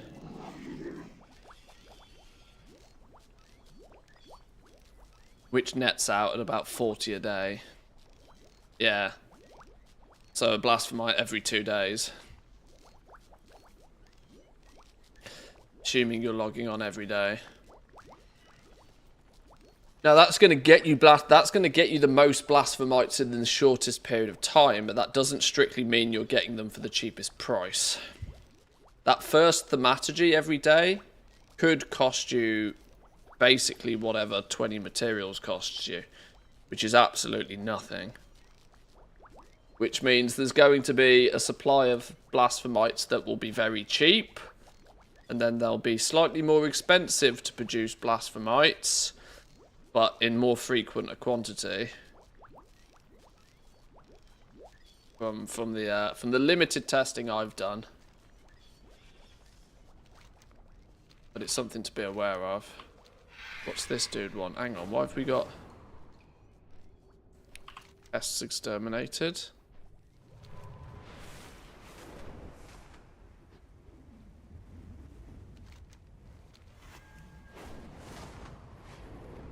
If you can get, I mean, you said the first daily craft is 18 to 19, which basically means after 4 days you've probably got enough just by doing your first thaumaturgy per day. After 4 days you've probably got enough gleaming to basically make a... You've got one every 4 days in that regard. You've got one very cheaply after 4 days. The second and third per week are going to cost you significantly more to make.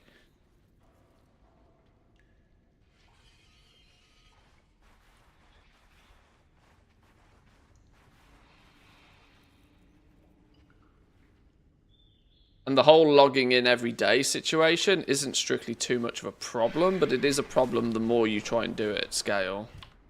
Although if it's literally as simple as log in, press a button, log out, you can probably cycle them very quickly with very limited add-ons. You're not theoretically needing to, like, do anything. That might not be too... It's just a frustration that if you miss a day, then, well, all of a sudden you're, you know, you're making them less frequently than others. I don't know.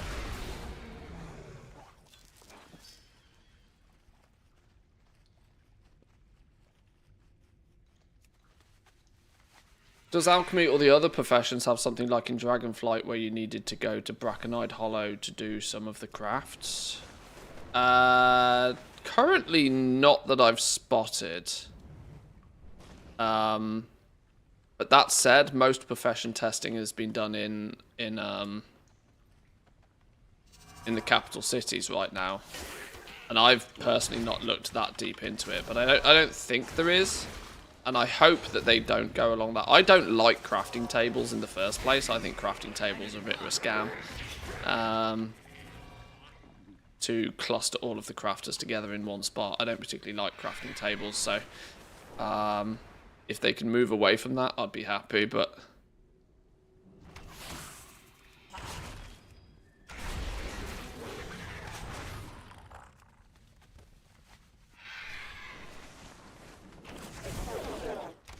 Doesn't blacksmithing have a forge thing? Well, blacksmithing has a buff called Ever Burning Forge. It's an item you make as the blacksmith that then gives you a consumable that when consumed gives you a buff to your blacksmithing for a short period of time. It's not a requirement to be somewhere though, I don't think.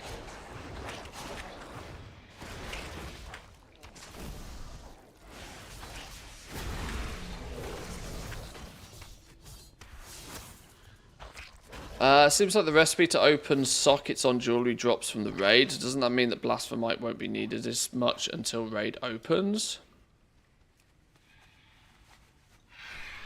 Well, Blasphemite is still needed to make the meta gems.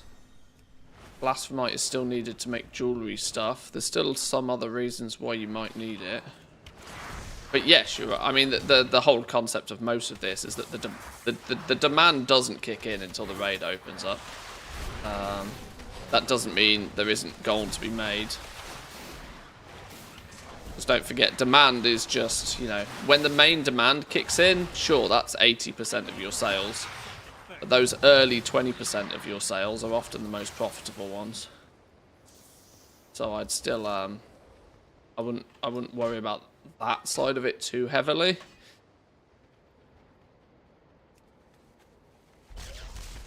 When there's new shit, people buy it. Doesn't matter if they can use it yet. I learnt that with legendaries. Selling rank 4 legendaries like first couple of days of the expansion going live in Shadowlands. People weren't even able to use rank 4 legendaries for like 4 weeks at that point. Didn't stop people buying them though.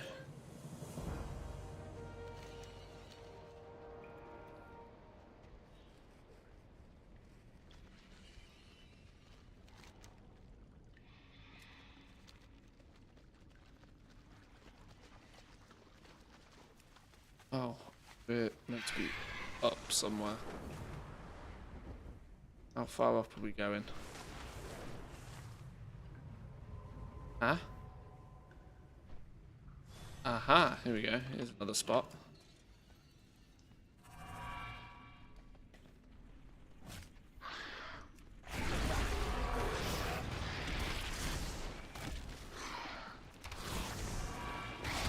I'm going to double test if you need to be level 80 or 50 skill points to start obtaining the profession weeklies. Well, early indication seems to be that you need to be level 80. Another quest down here. I need to get into the habit of just picking up every quest now.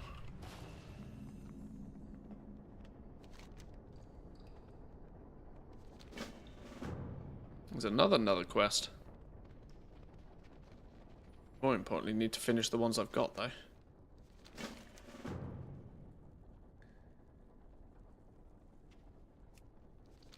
Go finish this triangulation one first.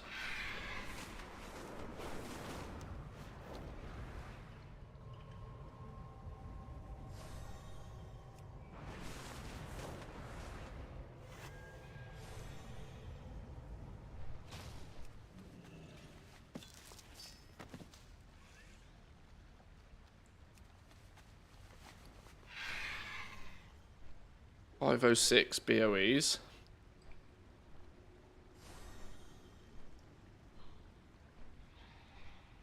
Treasures are dropping BOEs, you know. That's also going to be a 4-day advantage thing. If you can, you in the first 4 days can level through, farm up a bunch of BOEs. When everybody else floods in, 4 days later, you can already have a bunch of BOEs up in the auction house for people to buy up. People love themselves some leveling BOEs.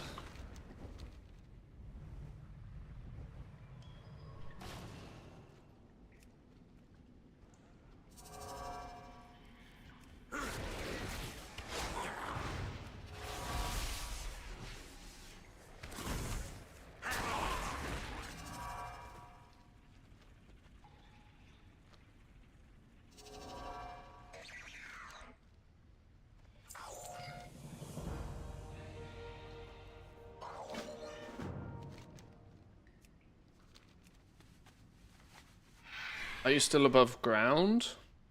No, we are technically in a cave still. Technically. Hallowfall is technically in a cave, but its ceiling's pretty high.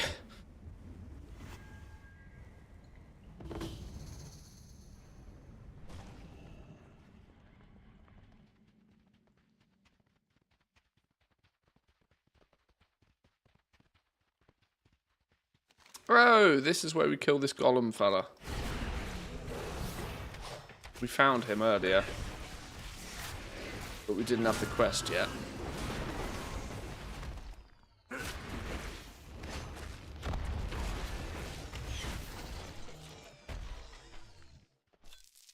There we go. There's the memory gem.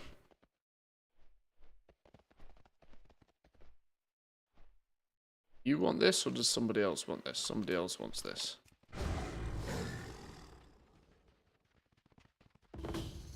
Any epic world BOEs? Not that I've found so far. They've tended to steer away from world drop BOEs. of epic quality, at least. Anyway, not quite sure why, but they didn't add them in Dragonflight.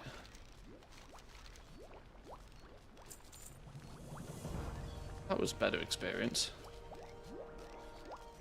This is still showing on my map as a treasure. This definitely makes me think that there's more to this machine.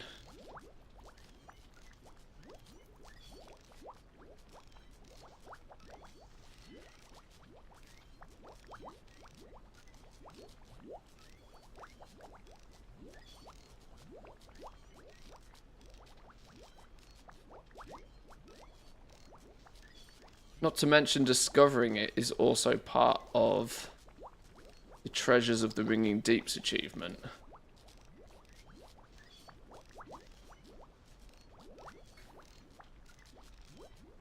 There we go. Goblin mini fridge, a 34 slot unique equipped warbound until equipped bag. There we go. Blueberry, orange, oyster, mango.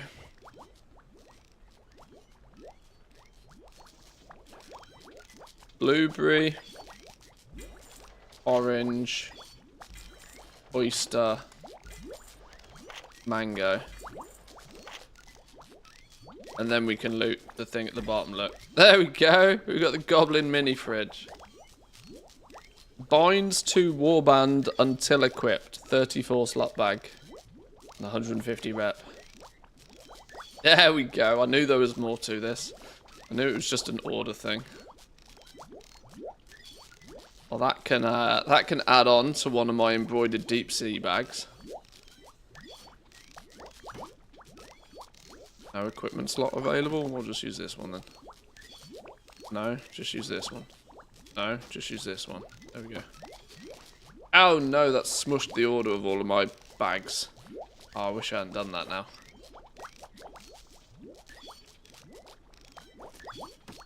Weirdly, I'm gonna... Oh, now I can't put it back because it's now scuffed everything anyway. Alright, fine.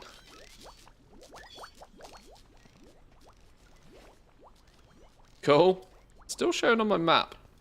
Guess you can still use it. Is that once per account? Bind to warband until equipped. It's a unique equip, so you can only have one of them per character. But you can probably go get the bag on every character, I would suspect.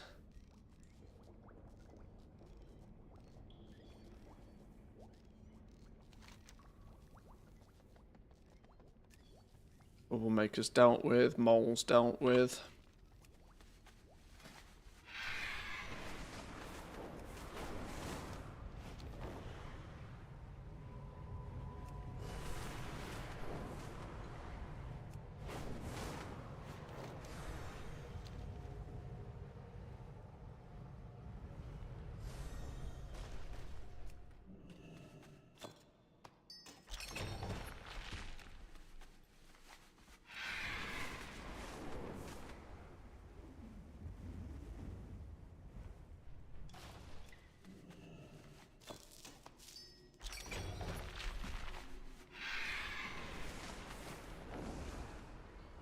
Can we get on this table yet?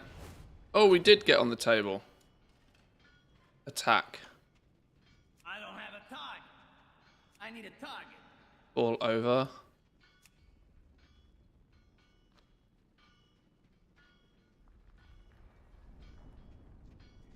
I need to target something first.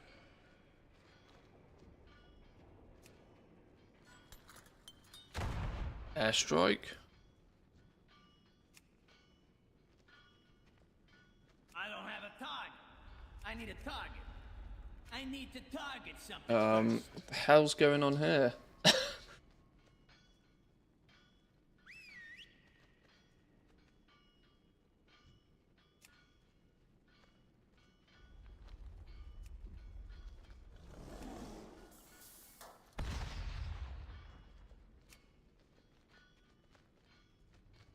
I need a target.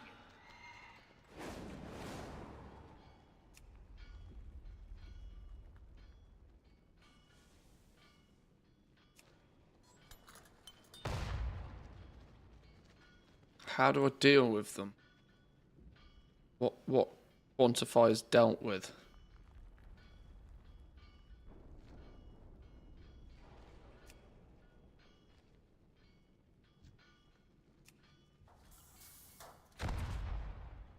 Can't seem to nuke them. Nah, I can't attack that target. This is a very broken quest, isn't it?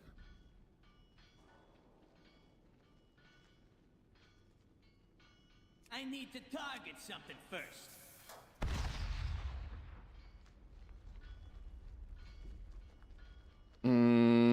Okay, so even when we get on the desk, it doesn't seem to work properly.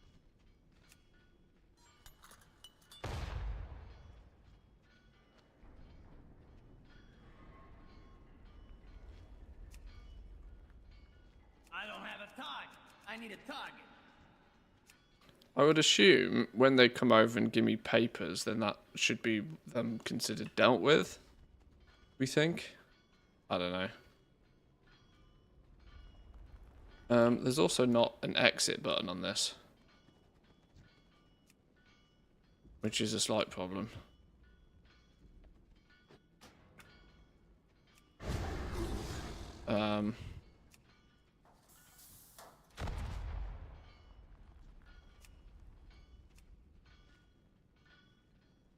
Okay. This quest is 7 levels broken.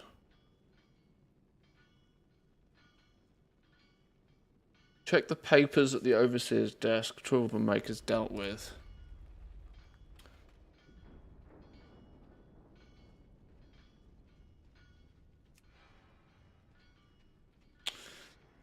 It's your usual paper pushing busy work. Check credentials. Keep eye out for corporate sabotage. Call in the occasional airstrike, etc., etc. Okay.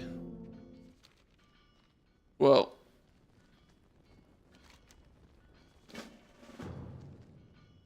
What now?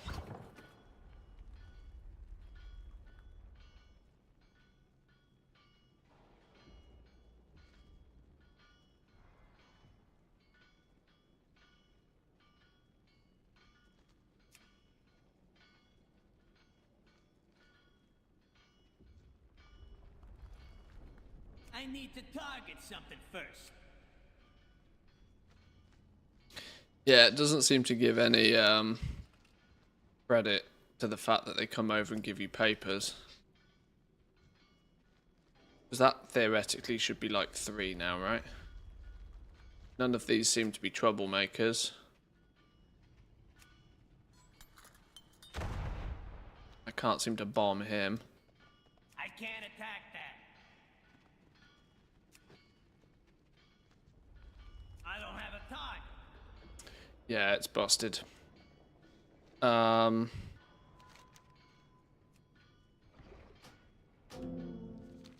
The only way to get out of there is to abandon the quest.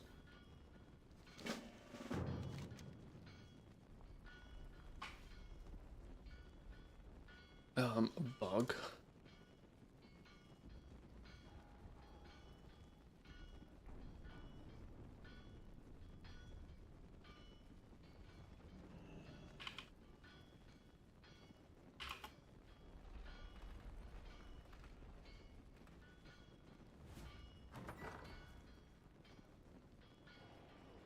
Okay.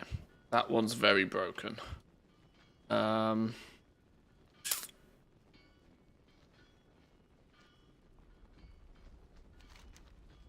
It's either broken or I'm stupid, but we'll go with the it's broken approach. We will assume broken until proven otherwise. Let's go deal with some moles. 4K bronze off maximum item level. Looking forward to focusing more on the cosmetics. Oh, on Remix. Congratulations. You should already be feeling pretty ridiculously strong. Now I don't seem to have any of my buttons. Where have they gone? There they are.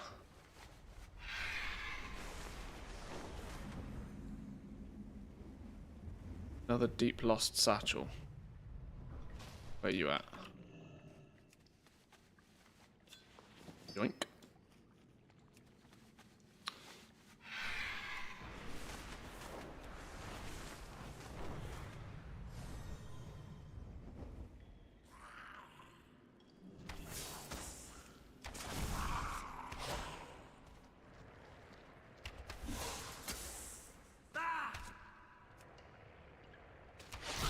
Oh, we don't have a pet. Oh, I'm a terrible hunter. No pet. Not how it works, is it?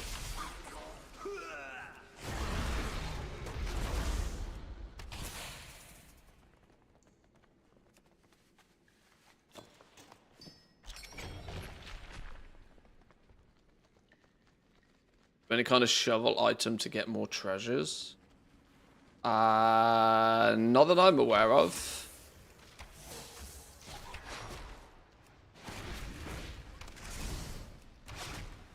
I need to target something first. Quite thankfully, honestly, because I hated that mechanic. That was not a fun mechanic.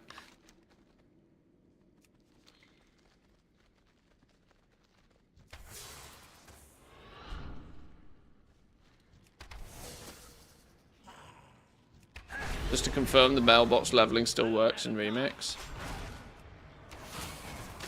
I'm going to be honest, I'm somewhat surprised that that's been a thing.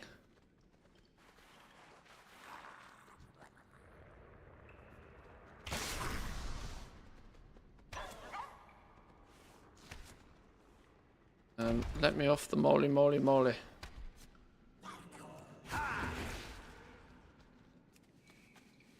Yeah, considering just how fun policey they were at the beginning of Remix, it's quite surprising to see just how they've left some things in, right?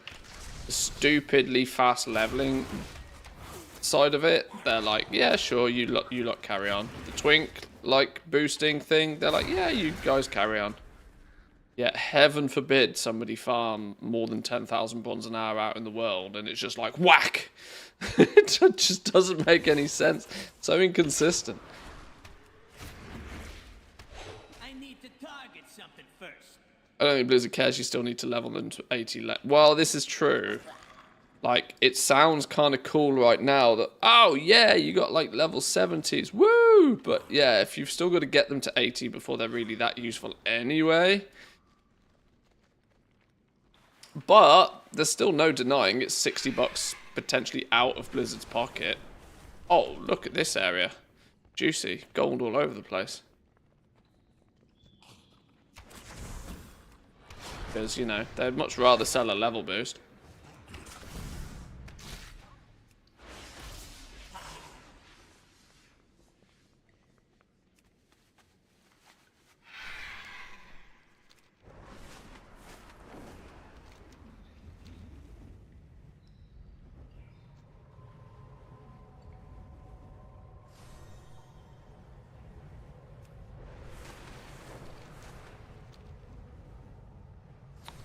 But more alts is definitely going to be an advantage some way, shape or form, so... Ooh, you're a nasty little fella.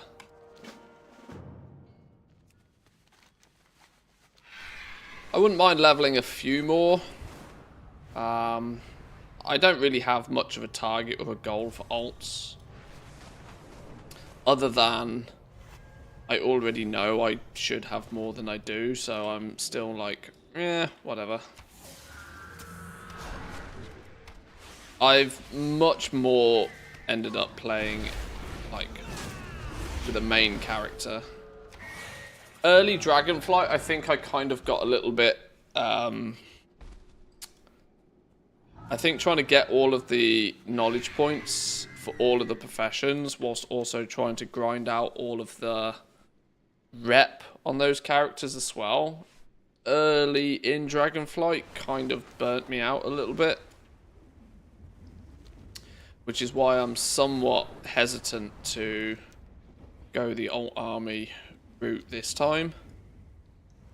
But you're still kind of thinking to yourself that, well, a lot more is going account wide this time, so it may be worth. I don't know.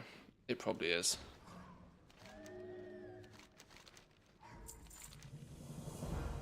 I'm just maybe slightly trying to talk myself out of hard work.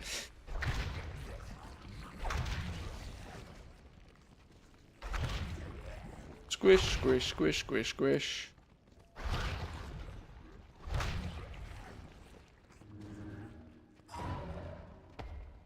Okay, all of these dudes are like friendly to me now.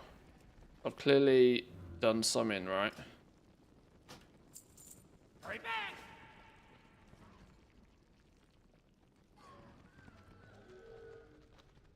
Get a ride from you, okay. Where are we going?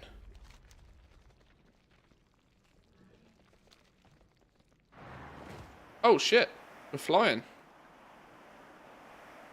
We got yeeted out of here. Spend the same amount of time on the auction house and just make more gold. I approach gold making in a very different way to a lot of people, I think, these days. In terms of, like, having the gold isn't the thing that it interests me. It's more the journey of getting to the point where I can make the gold. And so, if the journey's not fun, I just don't do it. Which means any of this sort of, like, aggressively grindy systems that you have to do, like, the thought of leveling 50 characters to level 80 makes me feel ill, like, fundamentally. So, it doesn't matter how much potential gold you can make by doing that. I just don't want to do it, and so I won't. Which kind of means, even though from a gold making perspective, it's kind of quite an optimal thing to do, I'm just not going to do it.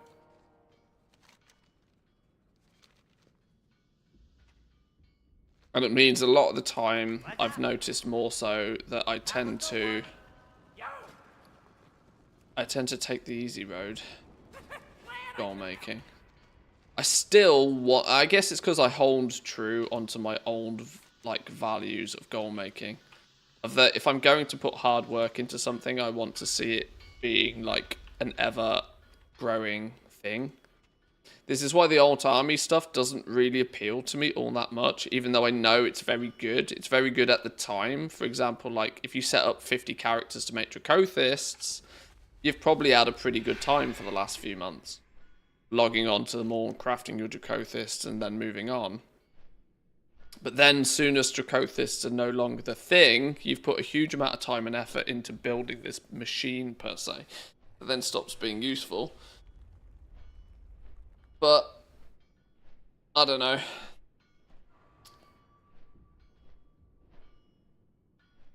But Emissary's back?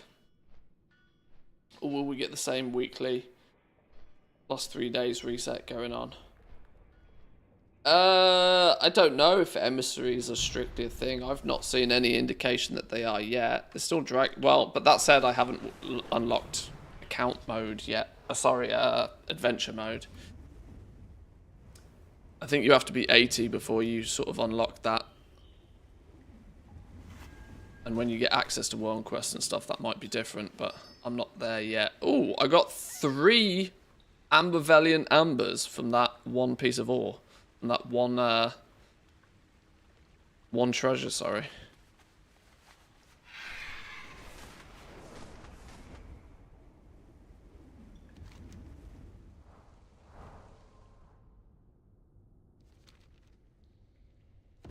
Grotto grievances. What are we doing here then? Living grotto contained.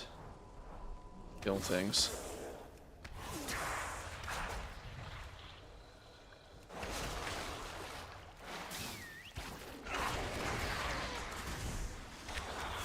Yeah, I still really, like, for me, the way I want to make my gold is by tinkering with professions, honestly, more so than anything else. Repetitively grinding up 50 characters to max level just feels like a chore. And I don't do gold making because it's a chore. And realistically, I don't want or need too much of the gold.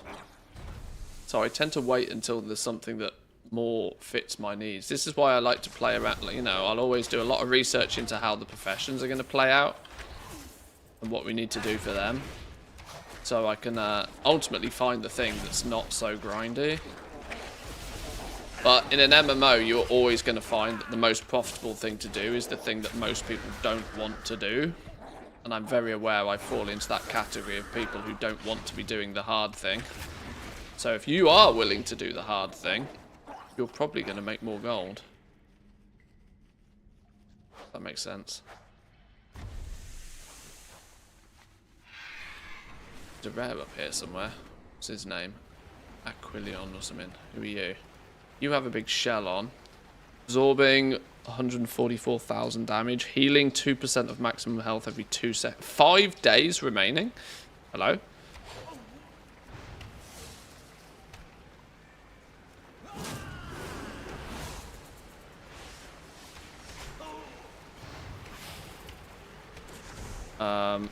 He's evading. He's not even... Okay. Maybe we need to figure out how to take his shell down another way than just pew pew.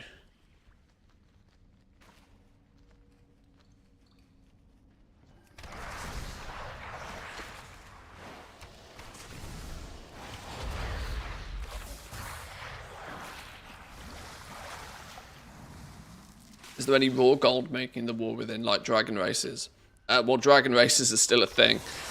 So yes, dragon races aren't going anywhere.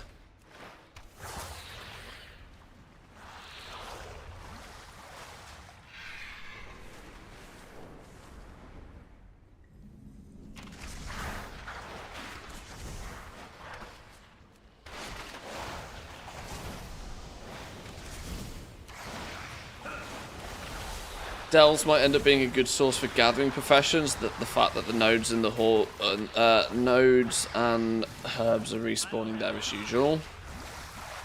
It worries me that delves have nodes in them, because it means that the bots can stay very hidden in there.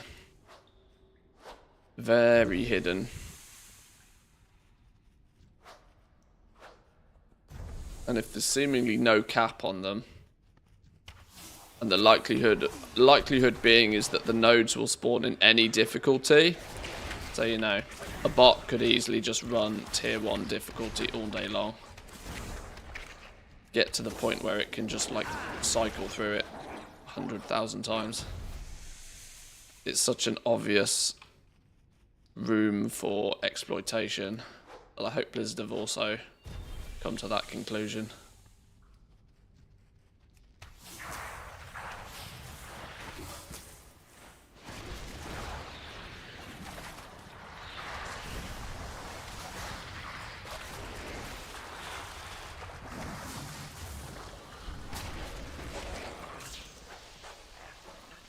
Because if it's good for regular players, you bet your ass it's going to be even better for bots. That's always an issue they have with gathering. And why anything that's instanced, you got to be very careful with putting it, like, even just raw gold in it, because if it's too lucrative for even raw gold, you'll just have bots that run through, like, kill everything and then just vendor everything. Because in an instance, it's far more difficult to It's far easier to stay hidden, should I say.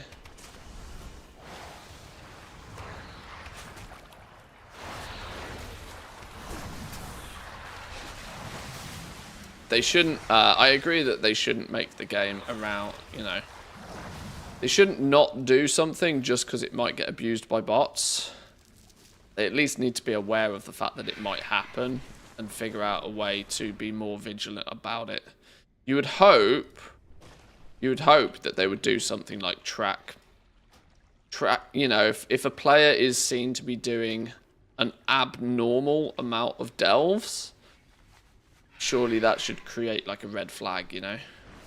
If somebody's doing an abnormal amount of like level 1 delves, maybe something should say, oi, maybe we take a little bit of a look into this. Is it just a player that's farming for 6 hours a day, or is there some shenanigans going on here?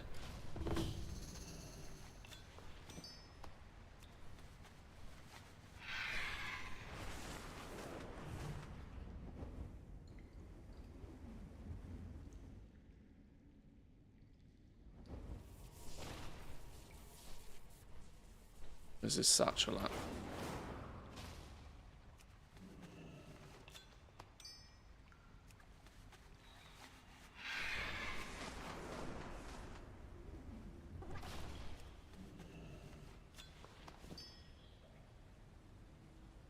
Imagine bringing 2 twinks in there with a in a party to farm the hell out of it with no competition. Yeah, I want to test delves a little bit more. I can't really draw many conclusions, honestly, because I've not tested it very... I mean, I've done like 2 delves. I've literally not paid much attention to them at all. Which actually is also telling in itself. Because it leads me to think that delves might not be that interesting to me if I've not had much desire to go and do them. Like Torghast, for example, in the Shadowlands beta, I was very interested in testing and playing with. Because it was just super fun.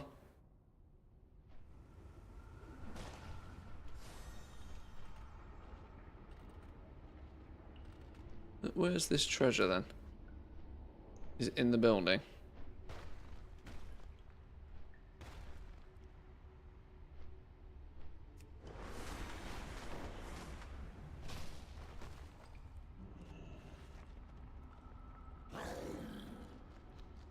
Okay, this one seems to be hidden.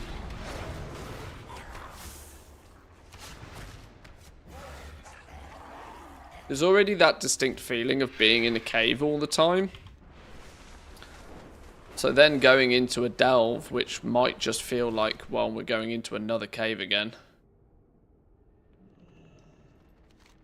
I need to test them at higher levels, I think. Test like the early like the low level ones were just like cakewalk. There was no challenge in them.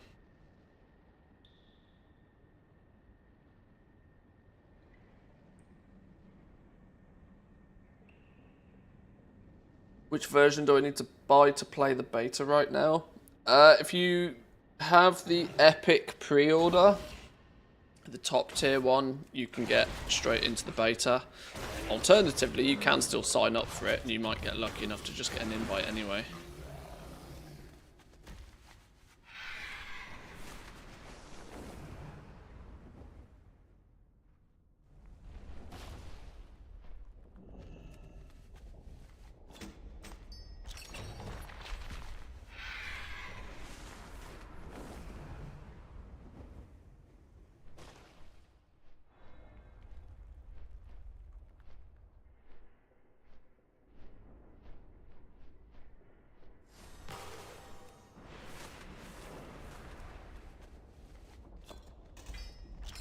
Ooh, another ringing deep ingot. There's the ringing deep ingots. There's also these things. There's also these profane tinder boxes. These are crafting materials or crafting reagents, which I firstly assumed they'd just be vendor reagents. Turns out they might not be. Turns out these might need to be farmed from treasures. But it does also appear they can be sold on the auction house, so at least they're not soul bound.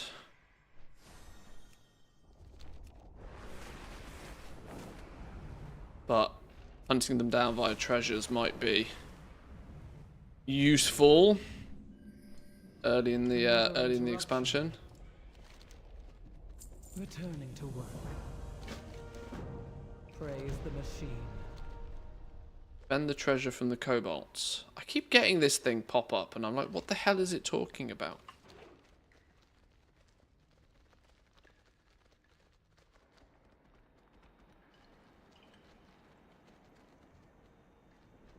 Strike while the iron's hot.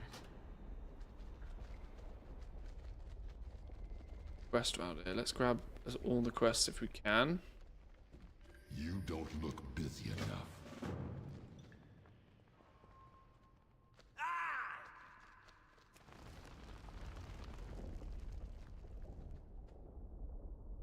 I thought they could be crafter made, but no profession has them so far. No, I think they are going to be solely like treasure drops.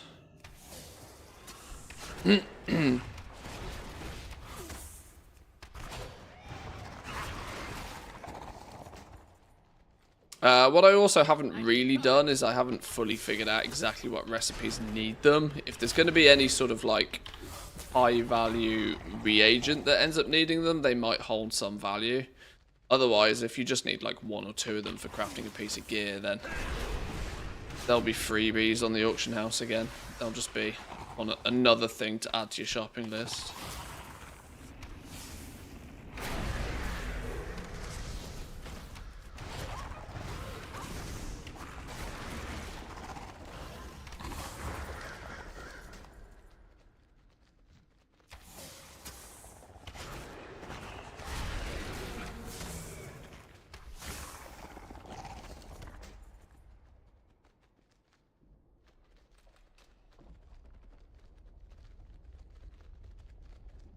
This treasure then.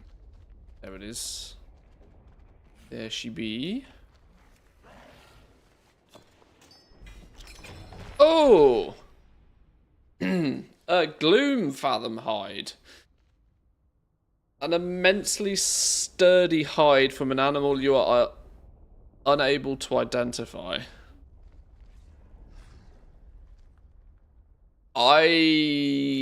This is one of the reagents I don't know much about yet. The fact that they come from treasures is interesting. Or at least can come from treasures.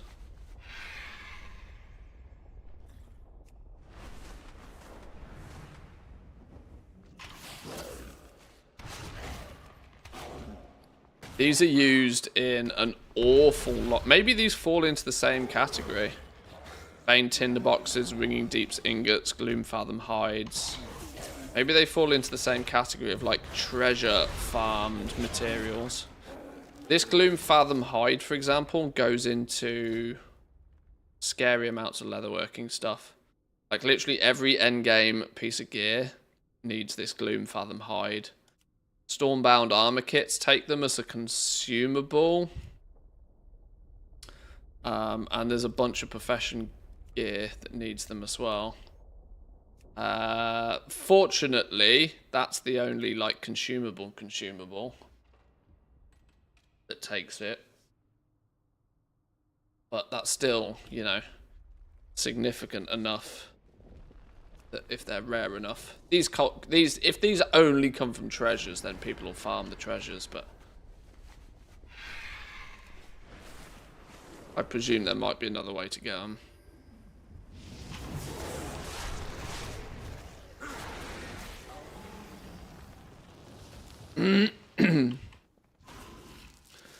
I believe treasures just have random mats from any profession. Maybe. But that said, I still haven't found alternative ways to get some of these, so until I find an alternative way, a more traditional way, I'm going to assume that they come from treasures. But they're on the region-wide auction house, so you'll never not be able to buy them. The question is just how expensive will they be?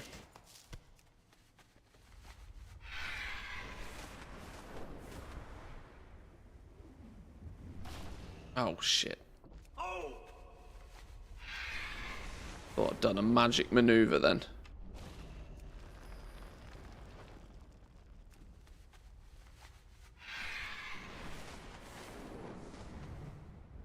Oh, this one's respawned again. I swear I'd done this one.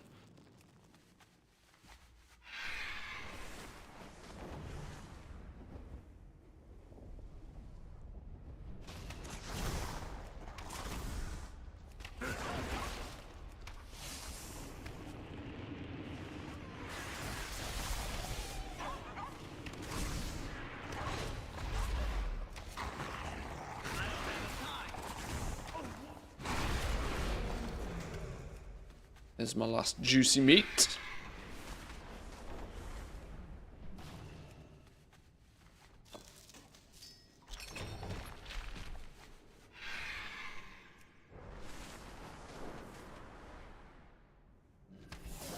Is that a cave? Oh, that is a cave. Weirdly, even though we're in a cave, I still get excited when I see a cave. Cave in a cave. Caveception.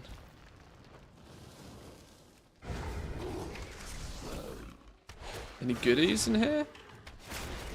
Nothing right now.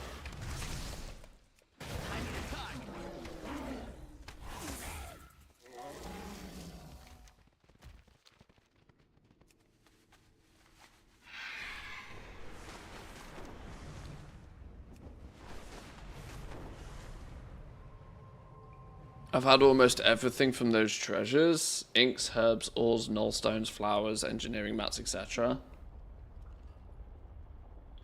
It could just be that they have a very long laundry list of stuff that they can give you. Remain Big old loot table. I mean, I'd be fine with that. productive.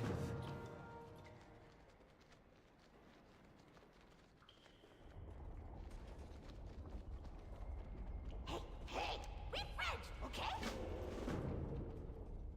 See you in the den. Find my camp.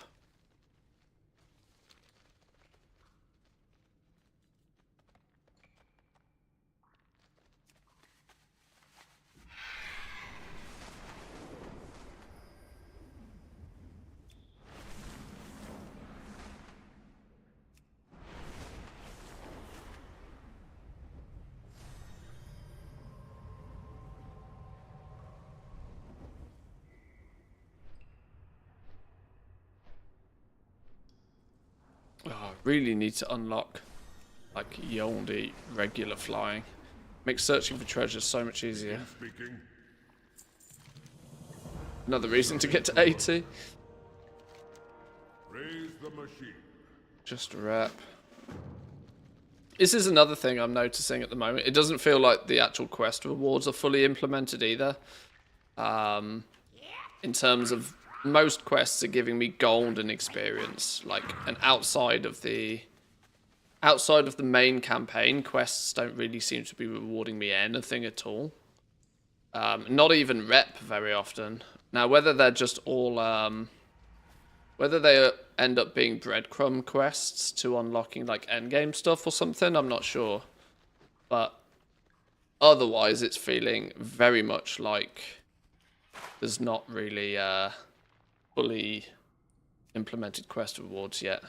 Or, worst case, that they're just underwhelming.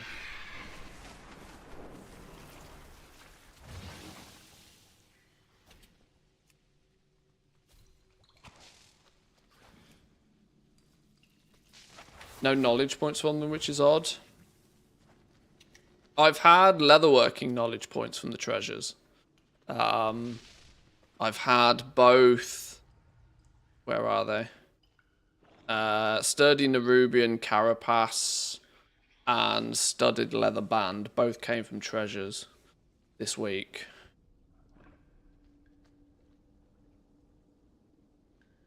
That is only leatherworking though. I have not found jewel crafting ones via treasures. So once again, it could be like a half implementation thing. Maybe they've done some of them, but not all of them. Keep bad things away. Stand up to big things.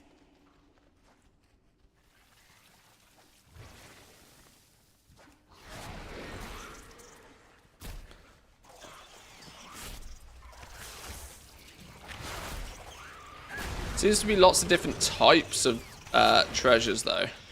Rather than it just being like dirt pile, disturbed dirt pile, or explorer's sack or whatever the hell they were called. They seem to have themed the treasures more to the zones a lot. Even though I still feel a lot of them share exactly the same loot table. They've just put certain loot in certain zones sort of thing.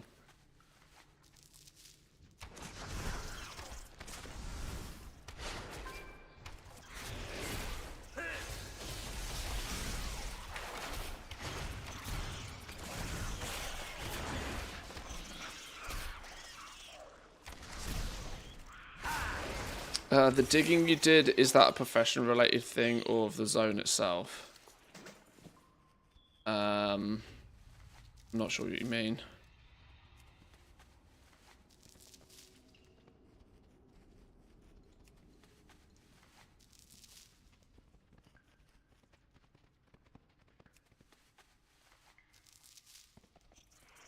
Webbed knapsack. That, for example, sounds like a themed treasure to this zone.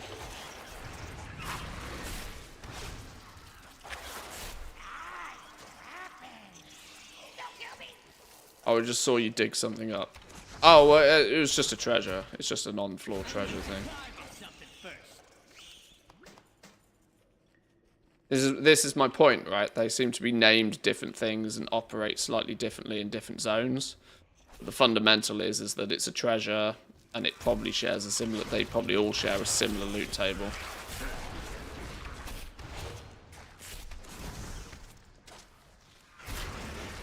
We saw this in the later patches, for example, in Dragonflight, that they started to name all of the different treasures something different depending on what zone they were in. Originally, you know, we started off with disturbed dirt piles and we had expedition packs and, you know, they were all mostly named the same thing. Seems to be a little bit more variety this time.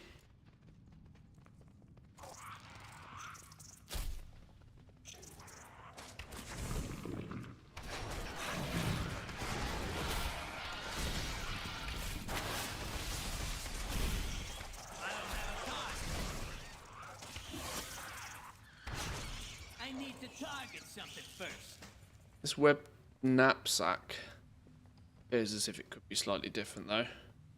Different enough that it's worthy a screenshot.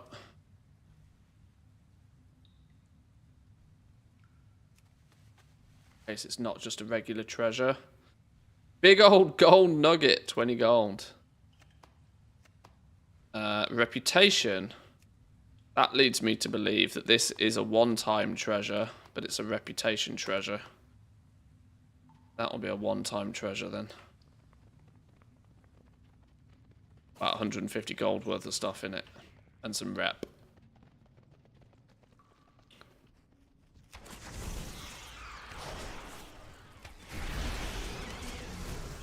I wonder if they end up having profession knowledge in, but for other professions. Don't know. And if you don't have the profession, you just don't get the knowledge point. No, I don't know. No, that's probably a very specific one.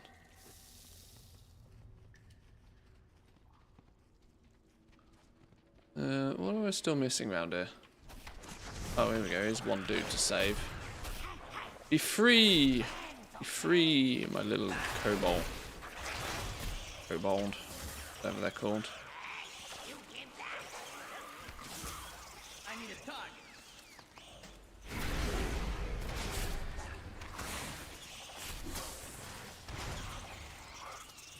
Profession knowledge from delves.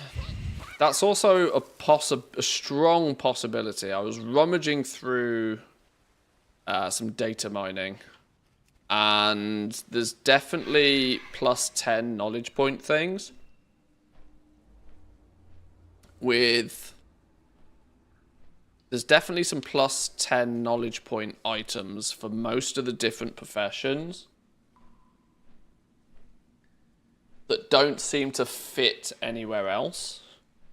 Meaning that it wouldn't surprise me if delves become a thing. Source for knowledge.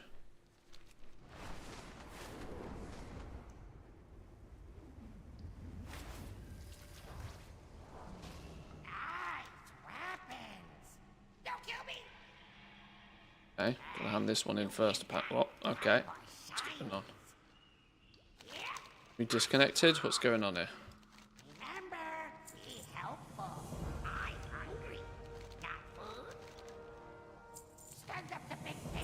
Okay, these all seem to work alright. We are nearly 77. Slow and steady progress, unfortunately, now.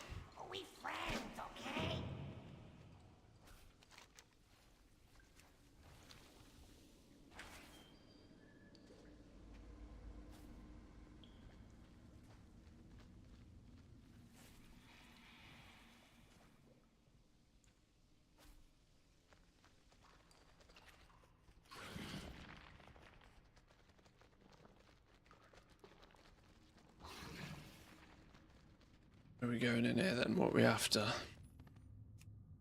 Find Liskey.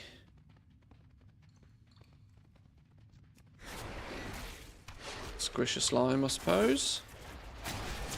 I don't have a target.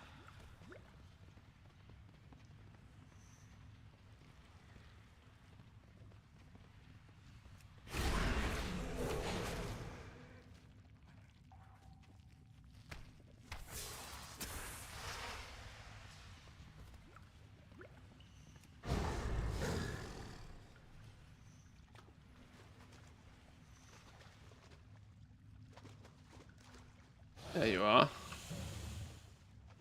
Come back here.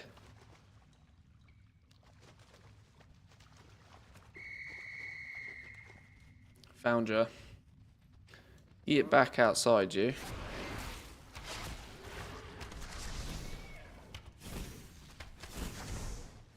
Do you lose your profession research points if you swap professions and swap back to the original later? No. No. You keep them. Not only do you keep them, though, if you have spent them, your spec trees are also maintained. Some people thought about doing that as a way to, like, to drop the profession and pick it up again to get a refund, and no, no, no. If you've spent the points, the game remembers where you spent them as well, so the same rule applies. You just gotta be careful.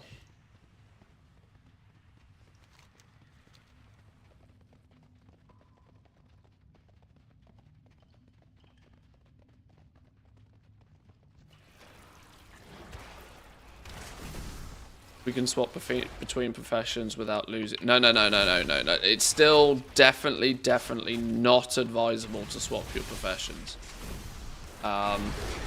Because any recipe you have learned, you don't maintain all of the recipes. You maintain your knowledge points and where you've spent your knowledge points, but you don't maintain the recipes. Which might not seem a problem if you've just picked up a profession on a brand new character, but it becomes a lot more of a problem if you've been leveling those professions every expansion for 10 years. Then you have a problem on your hands.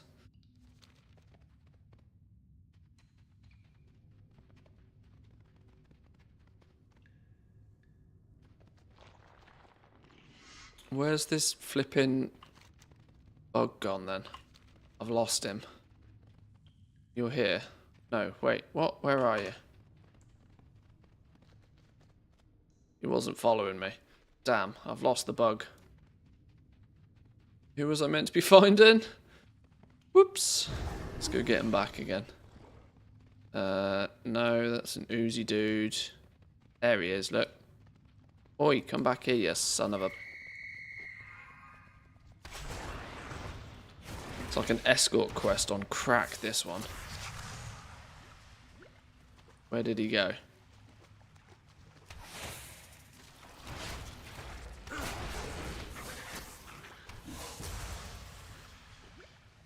He was here a minute ago.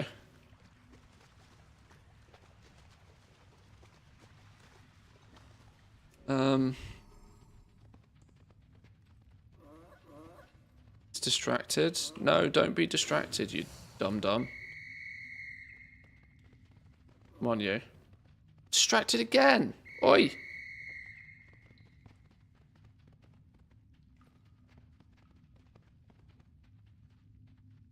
No distractions.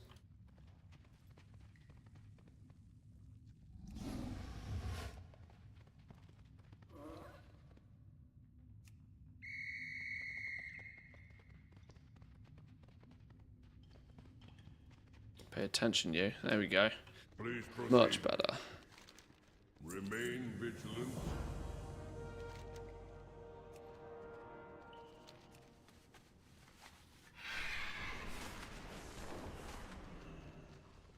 Don't take handle. Hey, you. Keep bad things away. 500 reputation with the Assembly of the Deeps. Bring back Skag.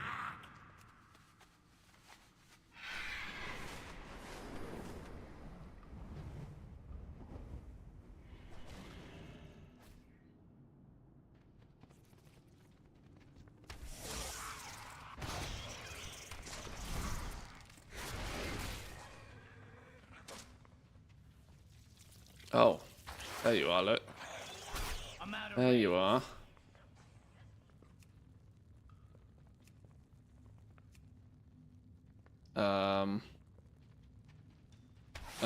Oh, no, okay, lag spike. Go, pet, go.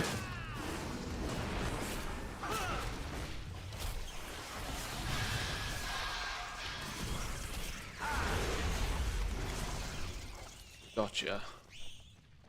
This is going to be another escort quest, isn't it? Bring the egg outside. Okay, that's fine. We can deal with that.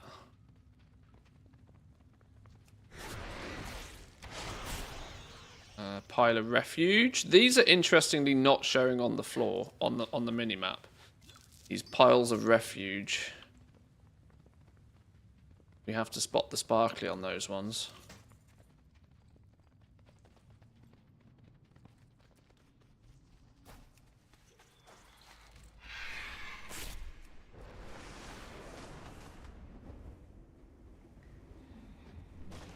Hey, we friends, okay?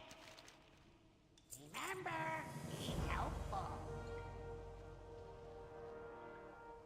Give the venom to you. Have some anti-venom. Kobolds. No take candle. Snubjaw's getting better, look. You. Know something? Not my fault. Time for Boom.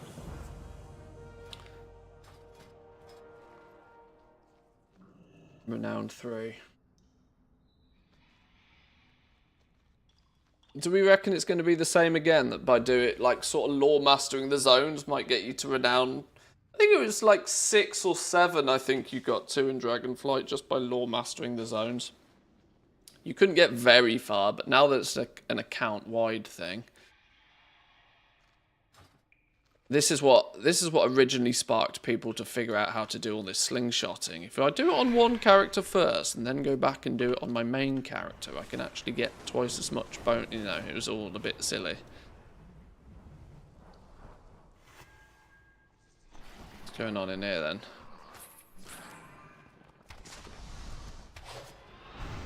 Evading. Why is everybody evading? Who's that dude?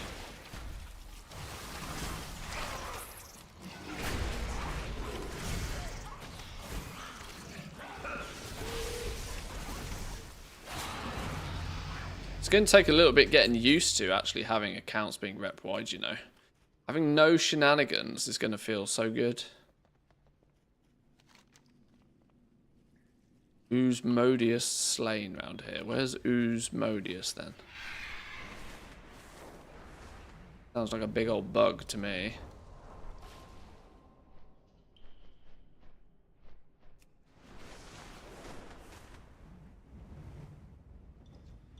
What is this dude's beef? Why is he running around like this for? How's he doing that?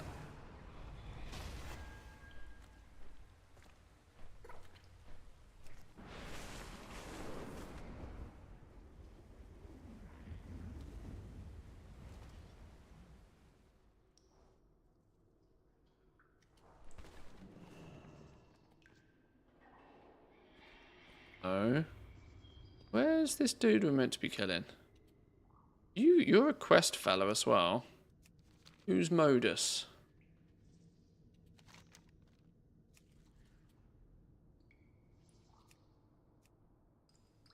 Six slimes and then kill Oozmodius. Tried to get Lisky back myself, but she ran to the far end of the cave. The whole thing full of a disgusting mass of worms. Got a hair in my glasses somewhere.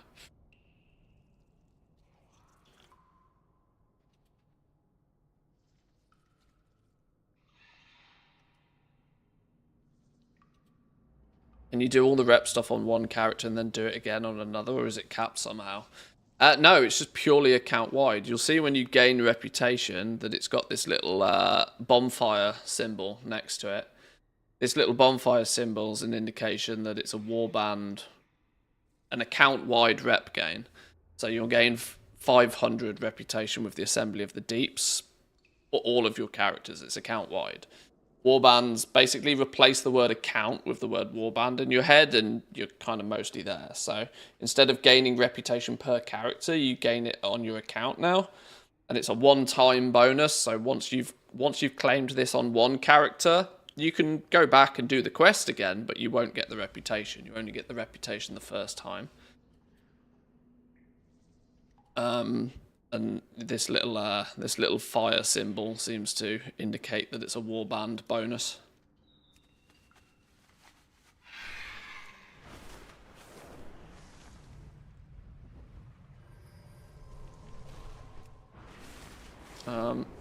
Is that bug in here still? Of course it is. Ah, it's there. Need to go up a ramp or something.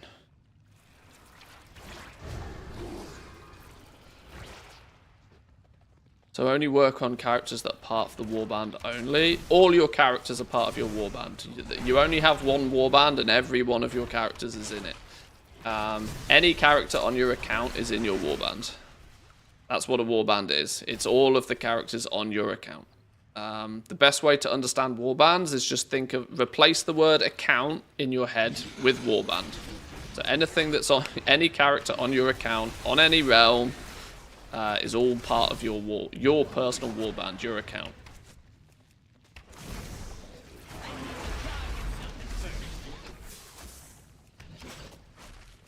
So they'll be you will only ever need to grind reputation. Well, you probably won't need to grind reputation. It means you could do half the campaign with one character. You could do half the campaign with a completely separate character. And they'll both benefit from the same renown level.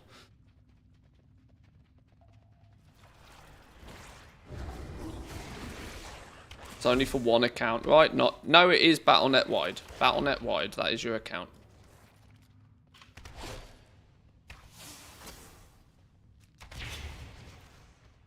You have one warband.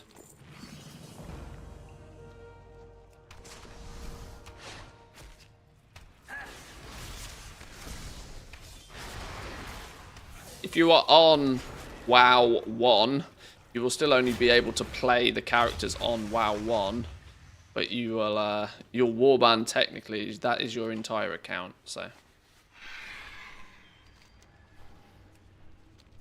like I said, replace the word account in your head with the word warband, and that's what it is. Nice weapons! No kill me! Do something! But this does kind of mean that in regards to things like reputations, at least, they have removed some things that you might wanted to have grinded multiple times out. So, e.g., like profession stuff. I'm sure there'll still be some bonuses to renown, but my characters are not max level. They won't be able to do NPC crafting orders to get weekly knowledge. We don't know, because NPC crafting orders aren't in yet. We can't test those yet. I can't imagine that will be the case. But it does seem to be that the weekly profession quests might be limited to level 80s.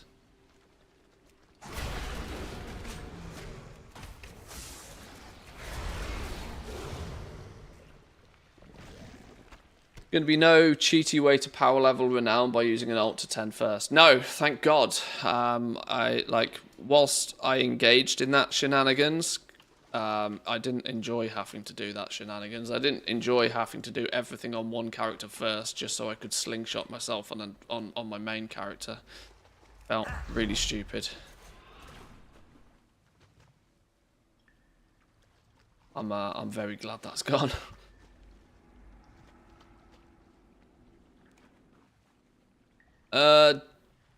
Did Mogashan Vaults normal with my 350 Demon Hunter tank and did more damage than a 420 Demon Hunter tank. Please explain. I don't know. I never played the tank specs in Remix. I played my hunter, and that's all I played.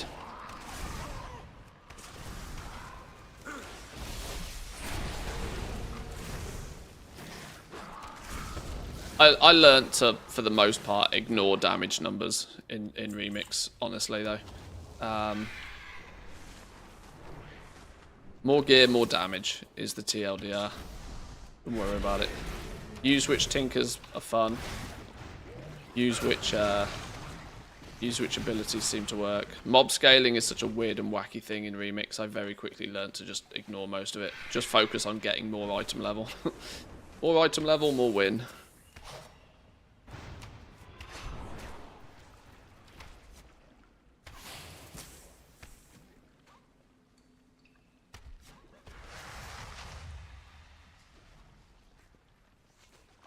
I'm sure there's some tinkers that work remarkably well, though.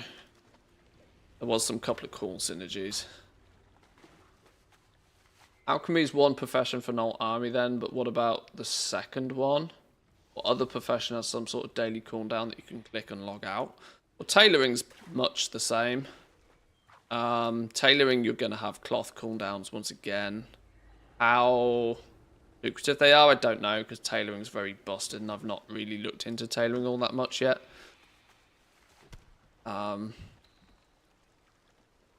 Yeah, I would say that tailoring is still a good, strong pairing, and the chances are it is on your character already right now, so not much is changing.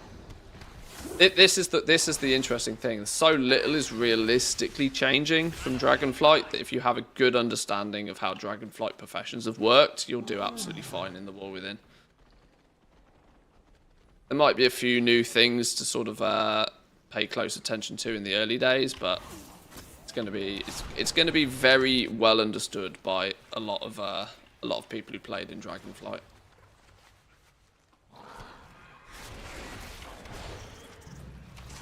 Which is nice, because I think a lot of people went through like a crazy learning curve in Dragonflight, which they'd rather not do again.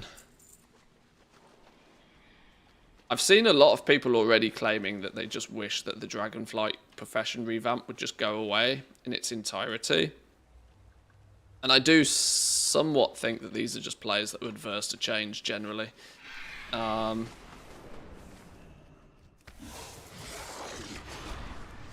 I don't think that that's really... If you look at it objectively, the crafting system is in the best place it has ever been. That doesn't mean it's perfect, and it doesn't mean it's the best thing since sliced bread, but it does mean it's in the best position it's ever been. Every profession has like something. They all have something that works with the other professions. You all have your own sort of like... Every profession has its purpose, has its reason. There's really no such thing as a dead profession right now. They're all going to offer and do something for somebody else. Hey, we're friends, okay? And the fact that it actually provides some like actual gameplay for players who do enjoy the profession side of the game, I think is really good. I think most of the people who want the profession, the Dragonflight profession stuff to just go away, I think these are mostly people that just kind of like, they didn't really play with professions that much in the first place, I tend to believe. They just had the professions as one of the many things on the tick list that those players would do in an expansion. And because it's still on their tick list, they feel like they want to still do it. But the amount that they have to do to tick it off their tick list now is much more than it was before. And so they don't like it. Need to put on a disguise. Where are we putting on a disguise? Go down the cave, down into the cave, I think. Oh, this is where that... Ah, okay, it starts to make sense now.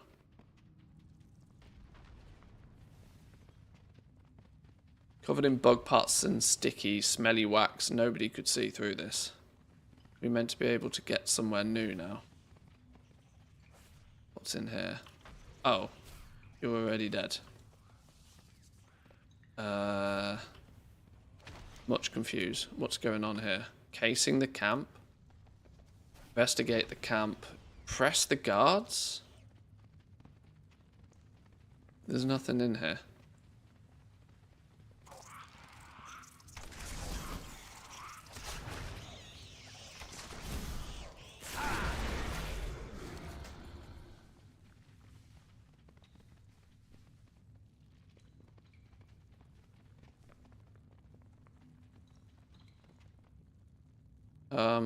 Nothing here.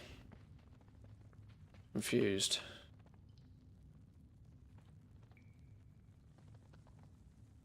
Do we have any info about how profession knowledge will be gained at level 80 aside from first time crafts, obviously? Mostly the same sort of stuff. You're going to farm treasures, you're probably going to kill mobs. First time crafts is still a thing. You are going to be able to... You're going to need to farm up artisans' acuity to be able to purchase a lot of stuff that becomes available to you off vendors. TLDR basically being it's mostly the same.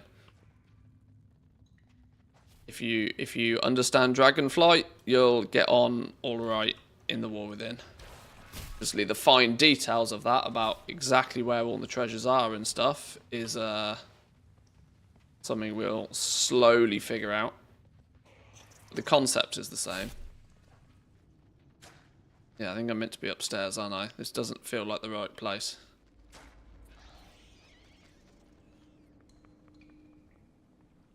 I think we're meant to be up this way now, aren't we? Should this mean renown is much faster? You get one-time renown boosts from the story quest, but then dailies, weeklies will be available on all your alts. If I'm going to be brutally honest, I think this is a way to slow down renown. Because there'll be no clever use of game mechanics way of doing things, right? You'll have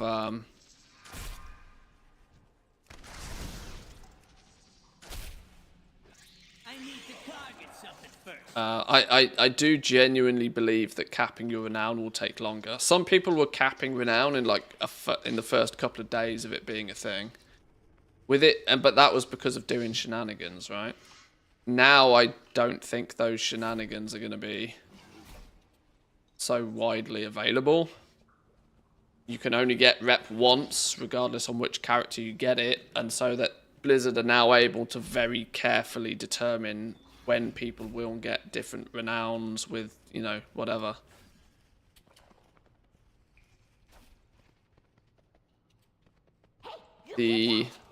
The illusion of, oh look, it's account wide, you'll only have to do it once, isn't strictly, is a bit of a distraction from the fact that it might now actually take you significantly longer to do it that first time. So it's +1, -1 in some regards. Yeah, you don't have to do it a bunch of times. It might feel like it takes a lot longer to achieve this time around. Can't game it.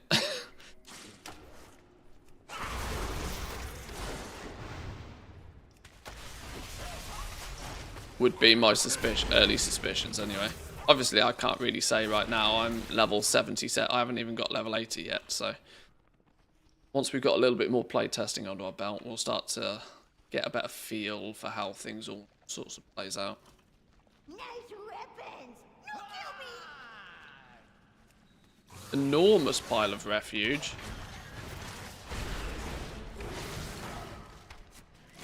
Big trash pile.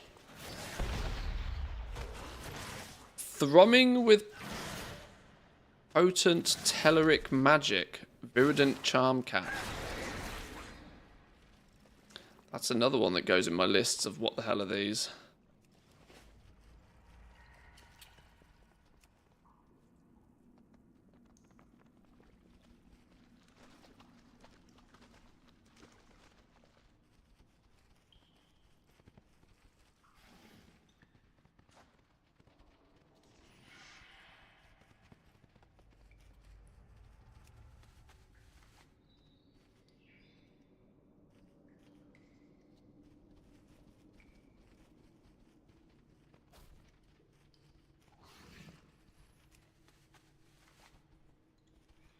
Two more up here somewhere.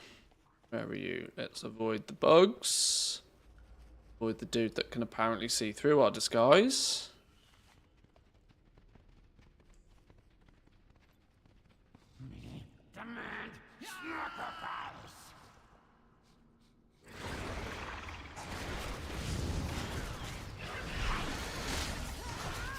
I never liked the grind, so I'm here for it.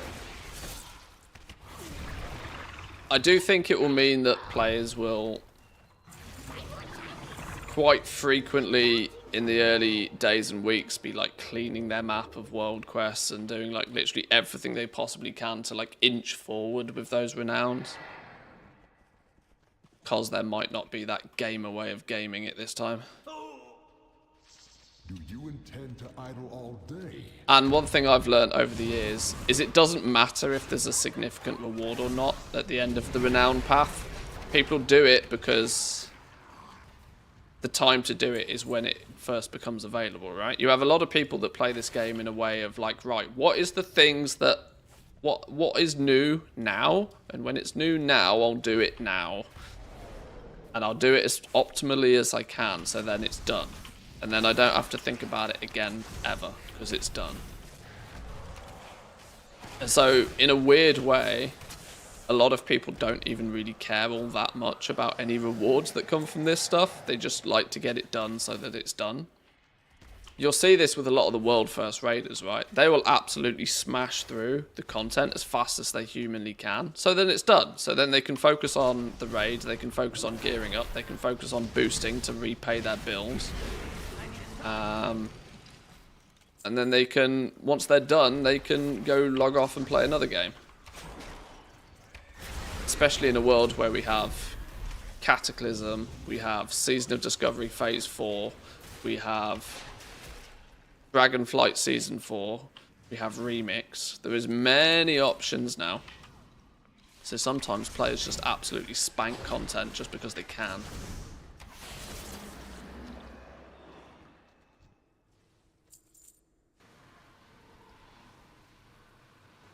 Alts feel like the way to do quick renown. The leveling quests give a big boost of renown on your warband on the first character that completes them. Alts should be able to help you double up on the dailies and weeklies.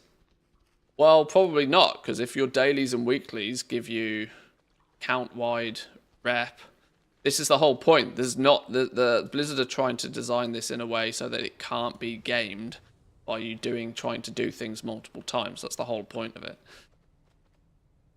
And I think they will do whatever they need to do to make it so that you can't game it.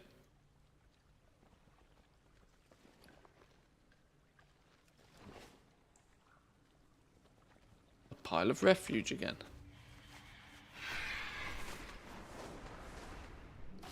Make it quick. This is one of those things, right, that Blizzard hasn't given... Like, we're getting account-wide stuff. Warbands are becoming a thing. Okay, reputations are account-wide.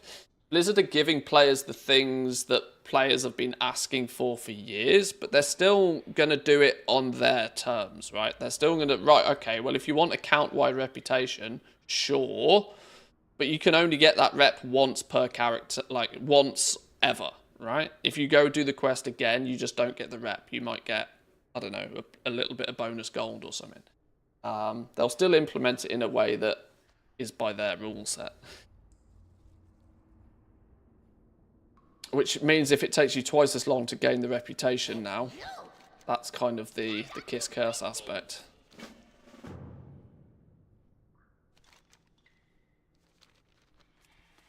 Blizzard aren't always necessarily trying to make our lives easier, which is what players are most often actually crying for. They just want something they just want something faster. That's what most players ultimately are complaining about. Oh, I don't want to have to. I don't have to do this reputation again. Yeah, but you can. If you can cheese it and get it done in a day, then to get it done on 2 characters it only takes you 2 days. You know.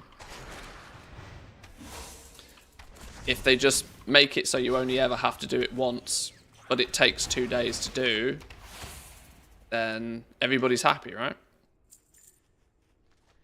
You're not gonna get to circumvent the grind for free. No, no, no. No, no, no, no, no. That lowers engagement metrics. Can't have any of that shenanigan.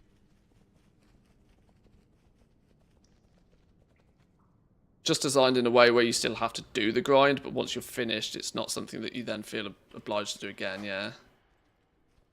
Yeah, it's a lot more player-friendly approach this time. But it does mean that the grind might be twice as long. Because you only ever have to do it once. That's kind of my point with this.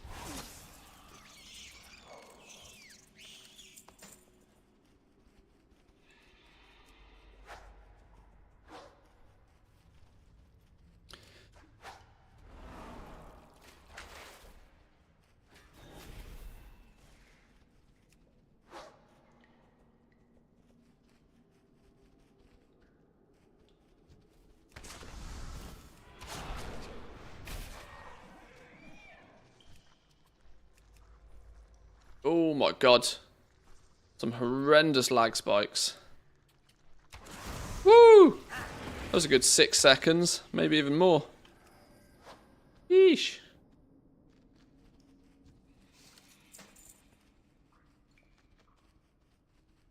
One thing I want to look at, actually, Soul tweeted this out.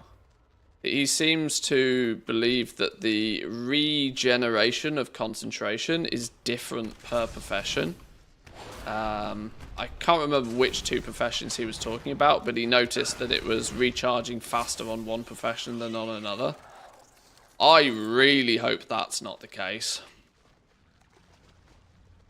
Because if they have any tuning knobs, I think the recharge rate isn't a knob they should be tuning stuff with. That should be a constant, in my opinion.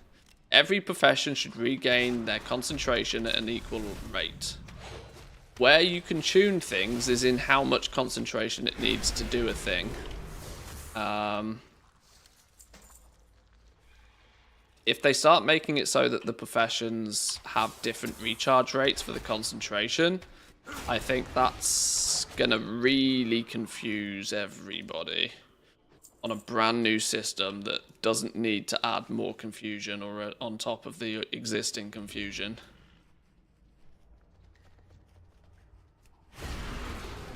Because concentration is meant to be something that you're kind of, as a crafter, designed to sort of charge for. If you want to use my concentration, then I need this much concentration to make the thing that you want, and I'm charging this much for my concentration. That's a crafter's, like, that's the crafter's bargaining chip here, right? In Dragonflight, crafters didn't really have the same bargaining chip. Because when somebody turns around to them and goes, oh, well, you're just pressing a button, there was a lot of crafters that would just instantly cave, and then they were like, oh, just tip me whatever then, you know, to avoid confrontation in any way. This time, with concentration, it's meant to be that crafters can turn around and say, well, you know, I'm charging 10k because I need to use 150 concentration to make this for you. You want it, you know, or I'll go, or there's somebody else that would quite happily have the concentration.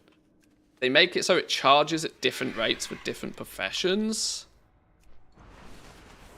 It means it will be far more difficult for the community to come up with, like, a given price for concentration. Got food? Find more shinies. So I'm hoping that's just an early implementation teething issue rather than something that's actually a planned thing.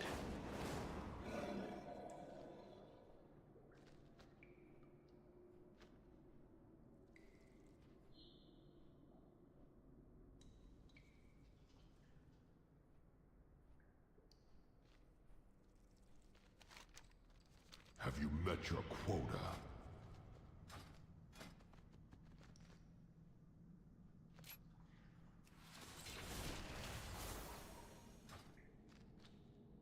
Okay.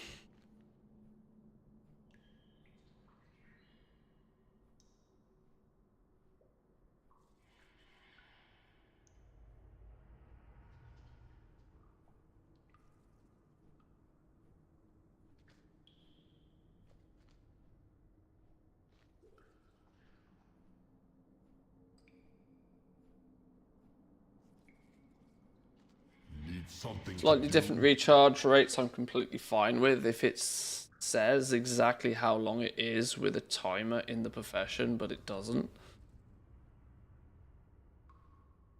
I'm not even sure of that, if I'm honest. I think where the... Because it should be... I think it needs to be a widely understood constant, right?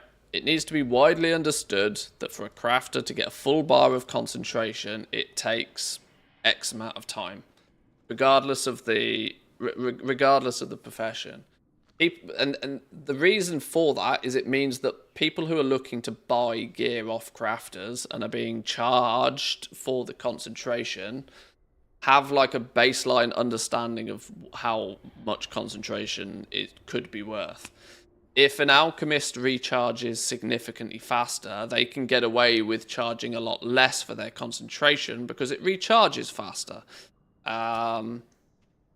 Then it means that when somebody goes and speaks to a tailor and they get quoted a price, then they're going to be like, well, an alchemist was only charging this much for their concentration, and you have to then go in, oh, well, actually, concentration charges slower for me, so I have to charge more for it because I don't get as much of it in the same amount of time, and it's just BS. I think they just need to straight up make it so that, you get 500 concentration, it takes 48 hours, 72 hours, 168 hours, whatever the number ends up being. That needs to be the same for every profession. That way, when somebody is charging like 100 gold for every, 10 concentration or something, or I don't know, whatever the value that the community comes up with, whatever the value they can get away with realistically, but it's then the same wherever that player goes. Now that's obviously a hypothetical perfect world, which doesn't always end up working as crafters will undercut each other and stuff, but the foundation needs to be generic, I think, for everybody.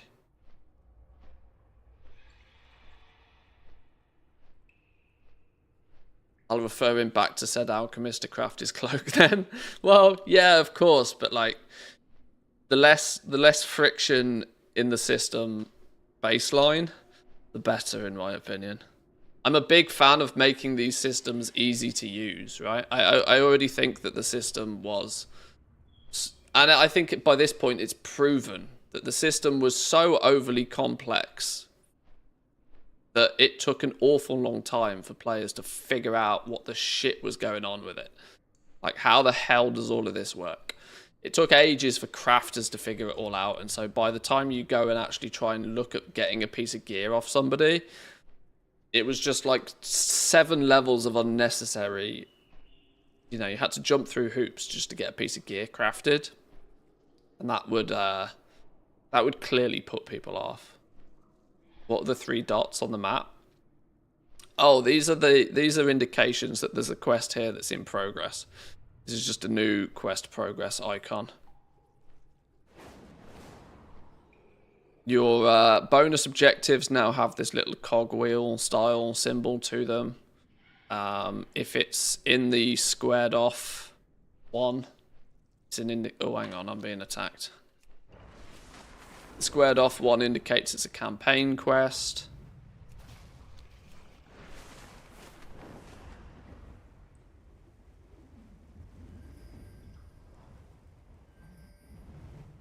Wait, hang on. Everybody having trouble with the campaign part by the shore. The big beetle going into war mode allowed the completion.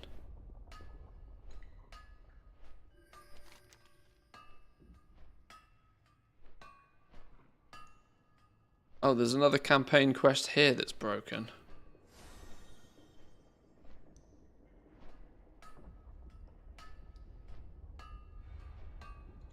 I didn't have a big issue with the big beetle. Going into war mode might be something to try. Specific personages is the one that's broken for me.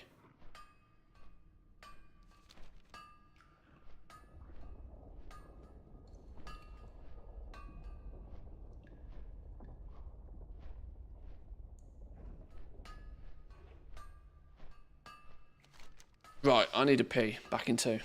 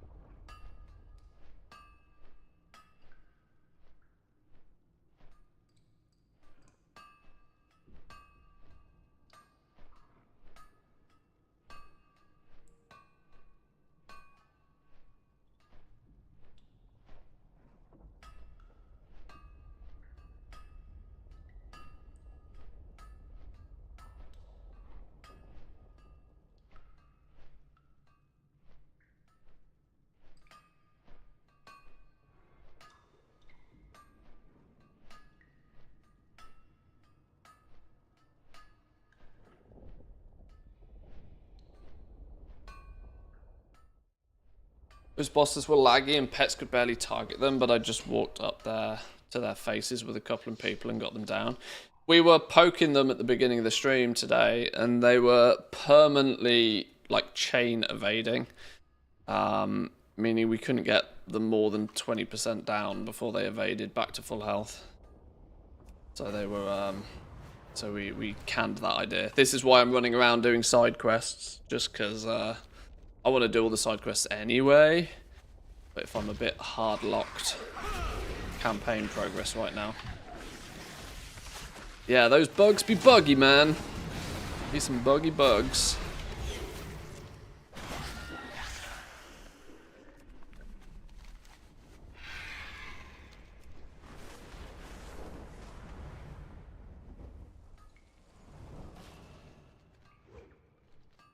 Hang on, there's a dude hiding in here. Are you here to help? Why are you hiding? Too many things needed to do today, and I didn't do any of them. So now nothing is done, and I need a few moments to think and decide. I'm going to hide until an idea comes to me. Wow, can relate. Oh my god. Can relate. Stay focused. Please proceed.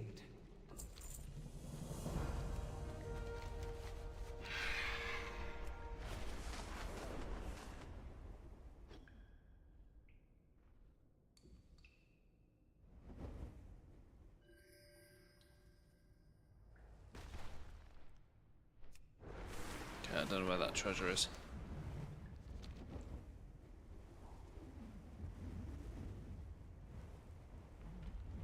Where's this fog at then? Second site searched. Oop. Down a fog machine. We just chill it.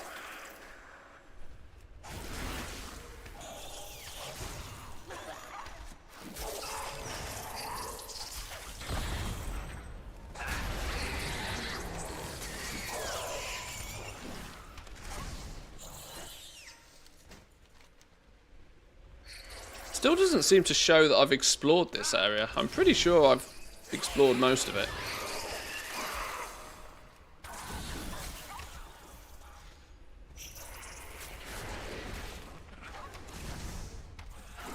Okay, there's the second site done. Is that... No, where's the third site? This way.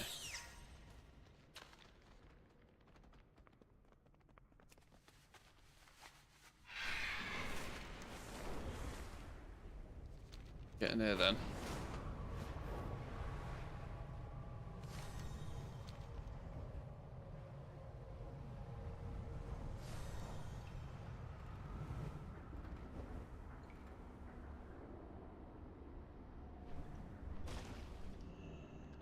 Looks like a good place to drop down a fog collector. What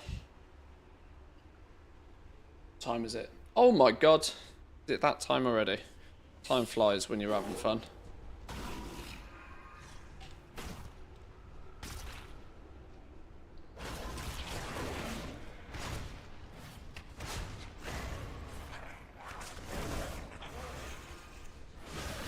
I took 2 days off for the weekend for the first time in ages.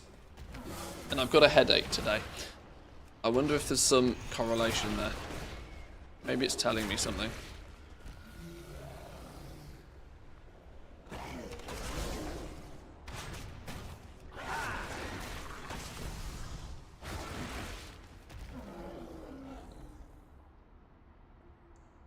Did it work?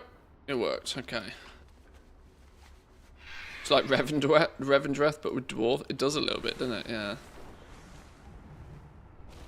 A red light and a green light. I've seen these consoles knocking about places as well. Repair console. Quite sure there's more to these little areas. We are yet to understand.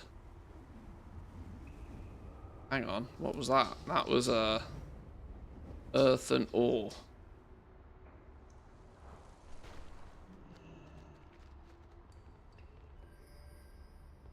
Oh, that's a profession knowledge if ever I've seen one.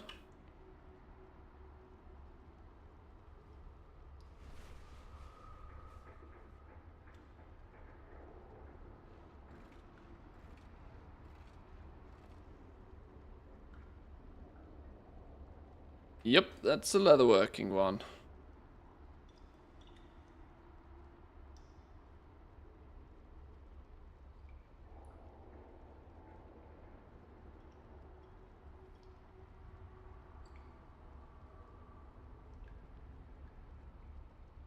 Where are we? The Ringing Deeps.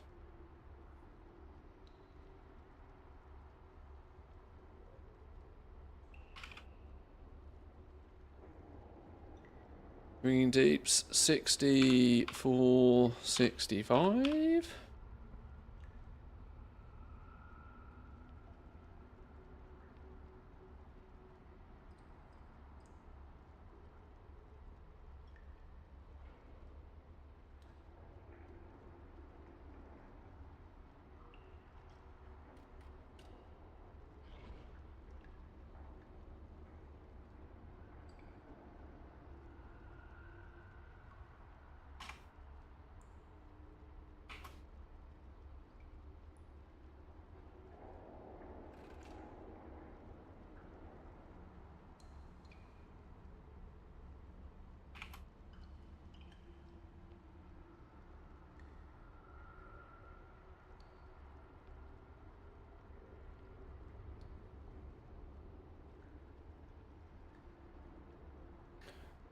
You and a map screen grab.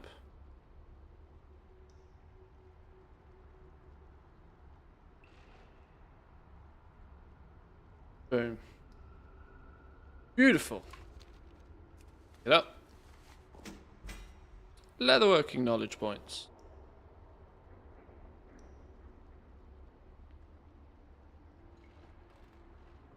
Daughter's been up. Being sick for about 12 hours, I've got no sleep, and I had a headache too. Suspect the two may be related. Quite possibly. Well, best wishes to your daughter. It's nothing worse than throwing up. I hate it. It's a necessary evil sometimes, sure, but...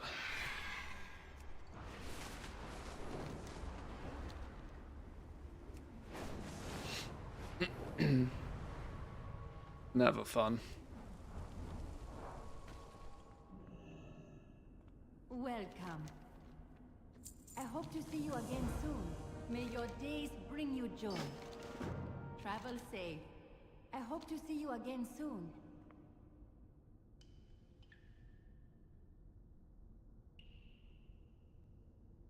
Question about T-Mog are the tier tokens. Basically the tokens you need to open for getting the item tradable in pre-patch to get the Mog. No clue. Absolutely no clue. Welcome in though, Raptor, welcome in. Yeah, I have no idea. I could give you an educated guess, and my educated guess would be probably, but that is still an educated guess.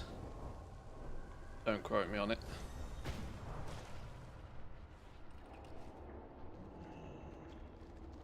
Gotta slap some trackers on this. Okay, you're tracked. It's not ready yet. Tracked. But Matthews, exactly. Don't be quoting Miz. And stuff I have absolutely no clue about.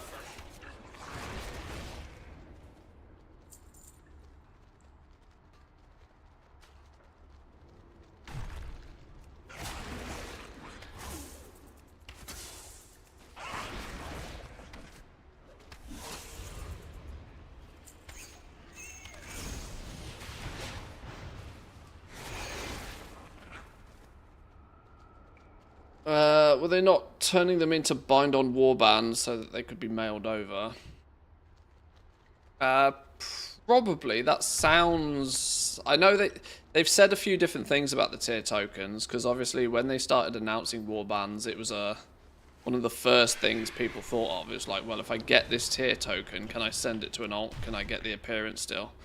And I think initially they said no, and then they came up with some solution for it. But truth be told, I can't remember the exacts, which is why I'm not very confident in my answer. I definitely remember them saying something and being aware of it and saying they were working on something. So it's probably a work in progress situation.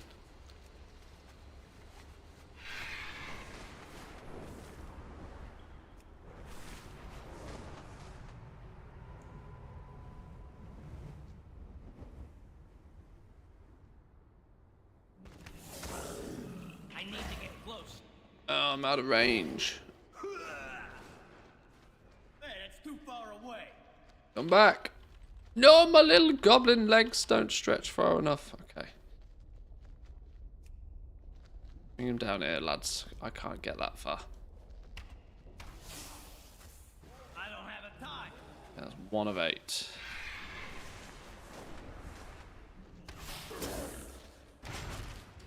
Legacy tier set transmog will be warbound in the war. Well, there we go. There's your article. There's your answer.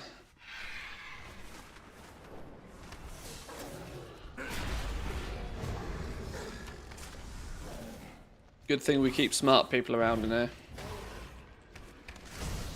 Makes me look less dumb. That's the important thing, right? I need a target. I need to target something first.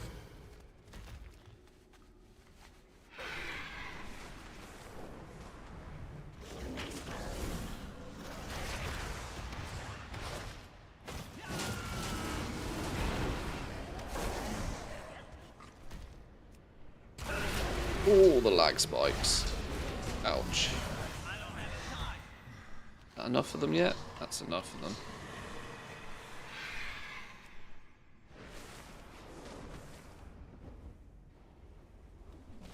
Greetings. Travel safe. May your days bring you joy. Farewell.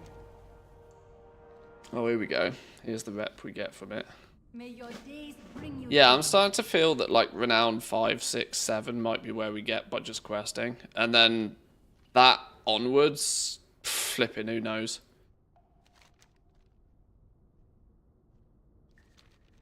Then the real grind kicks in.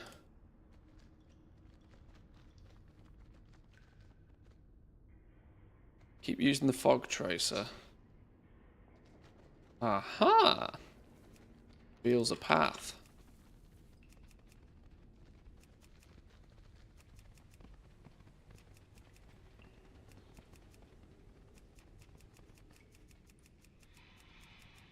Oh, what's going on? Oh, I broke it. I pressed the button too many times.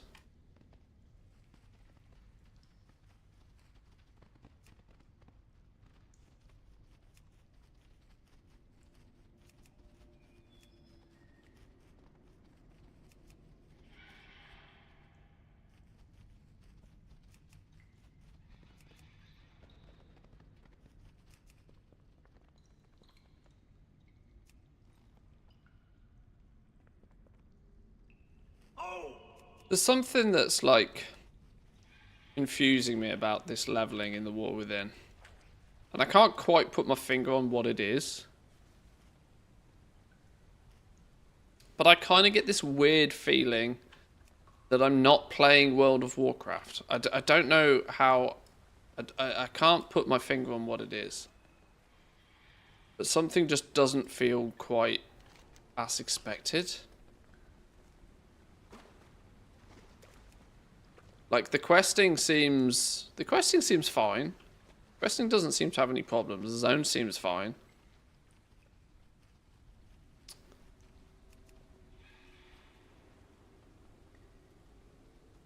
Is that good or bad? Well, I don't know. I'm just not gelling with the zones. Like, I guess it's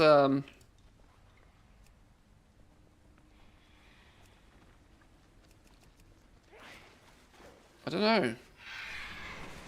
It kind of feels like... It doesn't feel like I'm playing a new expansion. It feels a lot more like it's just a 10.3 patch kind of thing.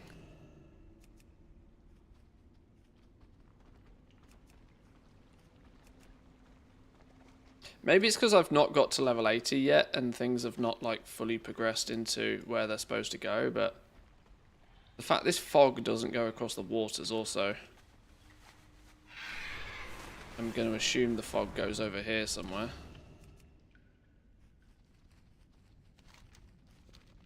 I mean, we're clearly going to end up over here, aren't we? Yeah, I can't quite put my finger on it. Disturbed Earth? Oh, God.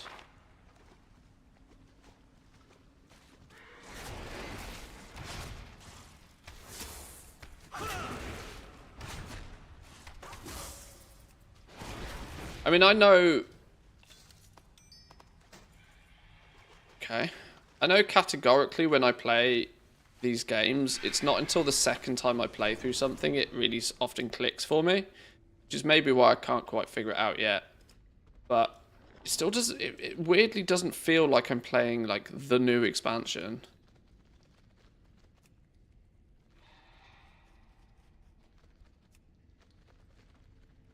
Pacing is weird. The zone campaigns are all quite short, like 3 stages each, and you finish them before you ding 80. If you don't do the side quests, which is weird.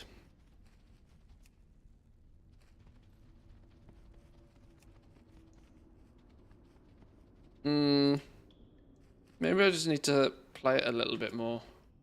The only thing I can somewhat think of, and I sort of referenced this a little bit this morning, was that recently having played Remix and having playing through Mists of Pandaria, and I'd forgotten just how good Mists of Pandaria leveling is.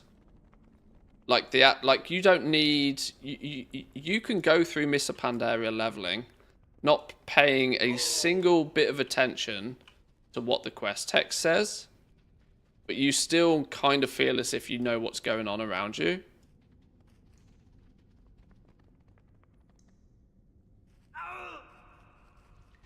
Okay,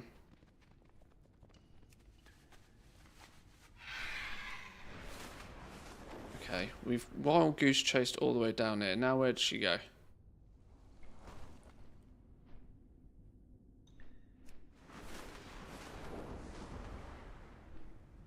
Wait, you all the way down here? No, surely not. Did you make me stand in that fog all that time just to send me all the way down here? Very confused.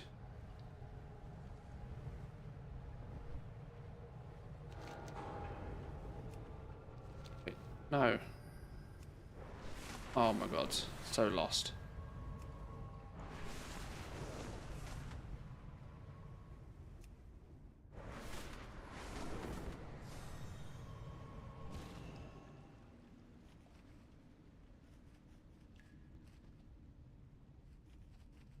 Exit to Ajkahet.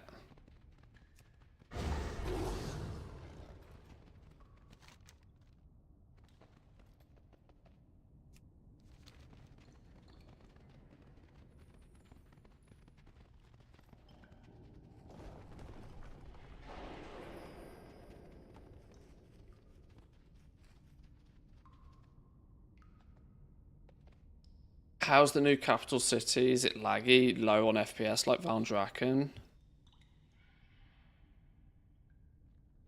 There'll be no way of knowing that before it goes live. The reason Valdrakken is laggy is because there's so many people in it.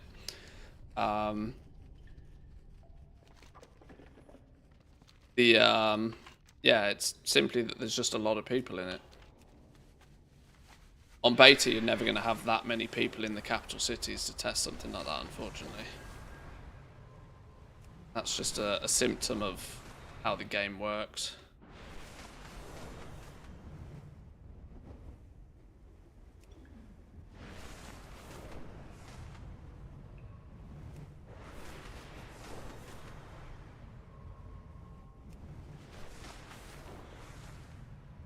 Right, I've got flipping no clue where this fog quest is meant to be taking me now.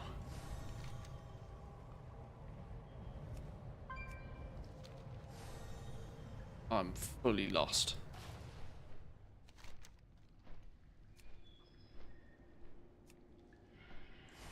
Where did Nolly disappear to?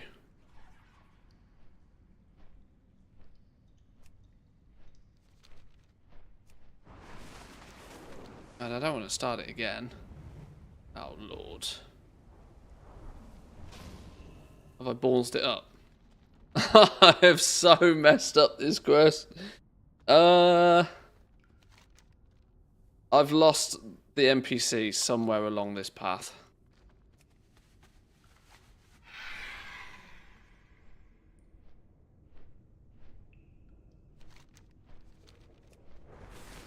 Right.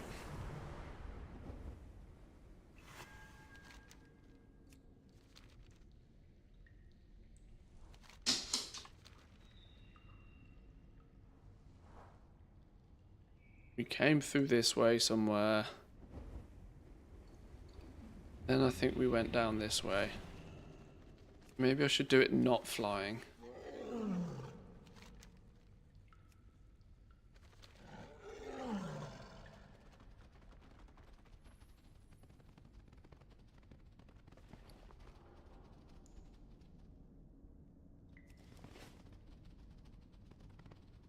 We were working our way down here.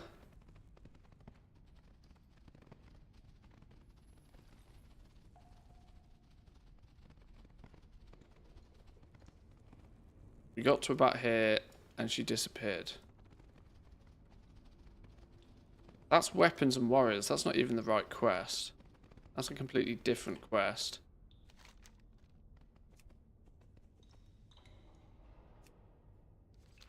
Okay, it says we need to go over into Ashgahet.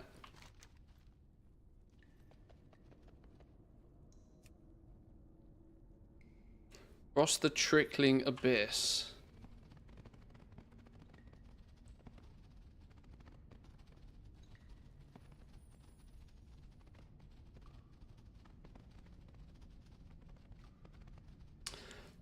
Grabbed an epic leatherworking pattern of BOE. I'm not leatherworking on this character from a delve at level 76. Which one is it? Because there's a couple that are tagged as world drops. Which you might have just got lucky that it dropped for you whilst you were in a delve.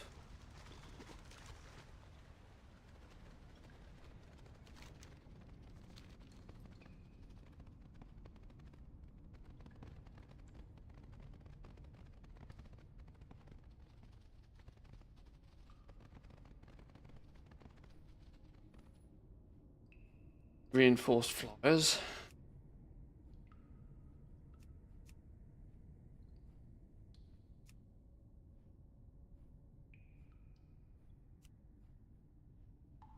Oh, okay.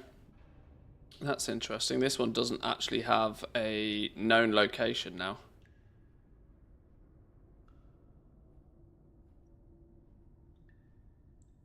But you found it in a delve at level 76. Okay.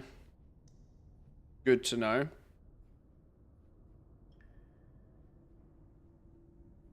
Take notes, otherwise I forget this shit.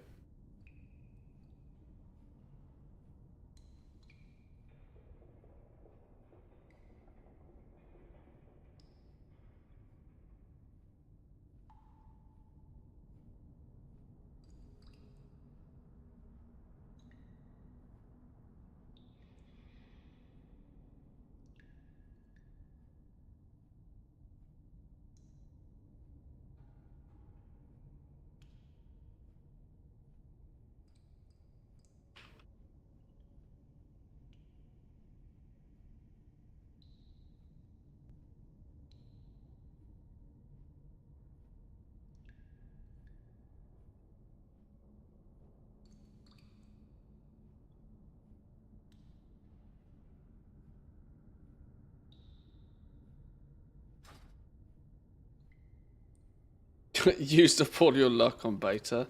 That's yeah, you kind of hope that's not the way that it works, but if you did, well, congratulations for now. Those 3 set items are the same as Dragonflight ones. There wasn't much call for them in my experience. I try to keep a bit of an open mind with all profession gear. Until the sim, you know, until the smart guys do smart things. Until the simmers do sim things, and then we'll, once the simmers have done sim things, then they just, you know, they make their BIS lists, and then we find out.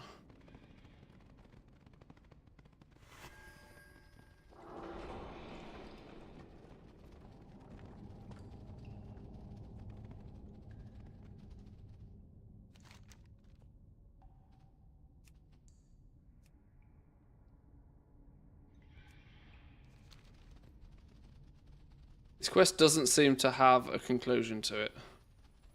Once I cross over into Ashgahet, it doesn't seem to lead me anywhere. And then tells me to go back to follow this Nolly character. So I think I've broken it. I'm quite sure I've busted it. Let me go give this quest another blast while I'm here though. Because this is where we are hard capped on our campaign progress. Now that we've got another level or something under our belt, maybe we do more damage.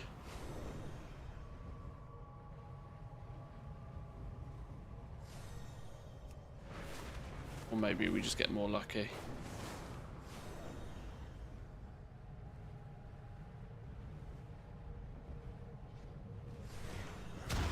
These ones worked okay.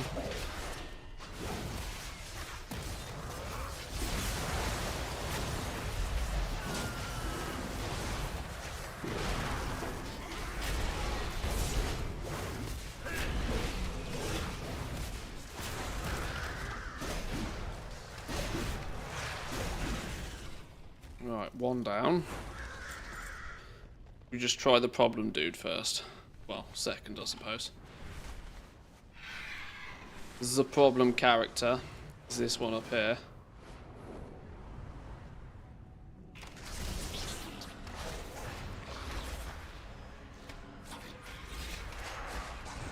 Yeah, my pets can't seem to get anywhere near him. No path available.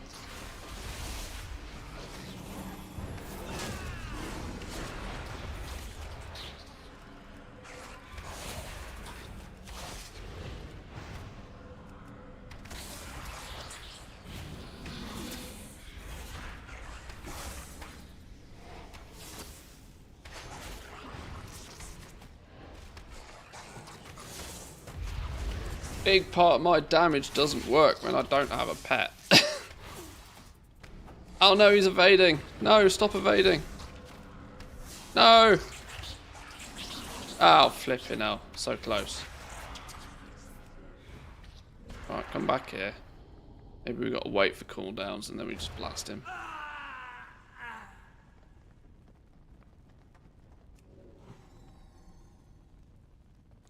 Boss.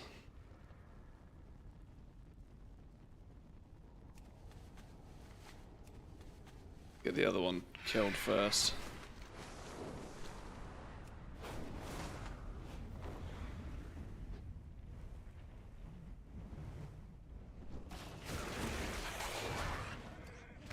Dismissing my pets could be a play.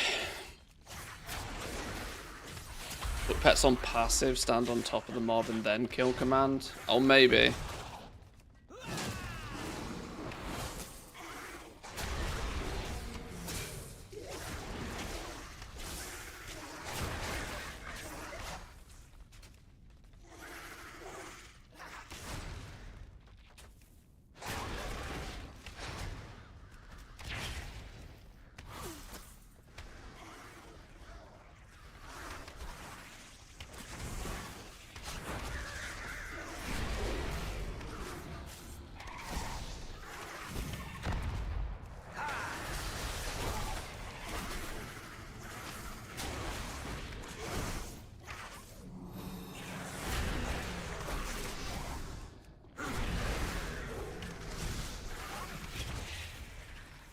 That's 2.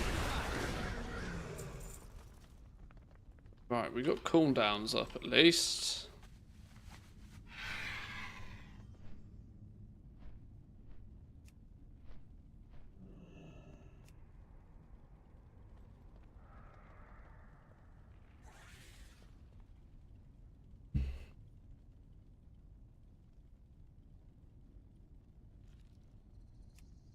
Nah, I can't attack that target.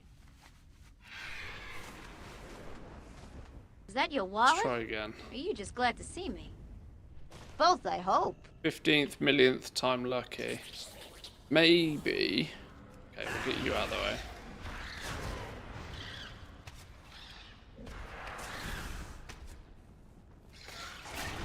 Ah, Saranuva with the Prime, welcome in. Thank you, my man. My alerts don't seem to be going off today. Did you guys hear the alert? Only because I saw it in chat did I notice that one. I've clearly broken OBS. Oh, you guys heard it? Okay. Well, I'm glad you heard it. My my OBS settings are clearly whack. I was messing around with audio settings yesterday, trying to get... Well, I was watching the football, and of course I wanted the sound to come through the cinema system. I was playing with settings, and I've clearly broken something. I'm going to dismiss the pets. I'm going to camo in.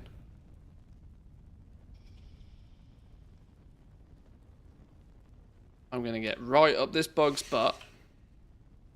Then we're going to summon pets. Then we're going to fuck him up.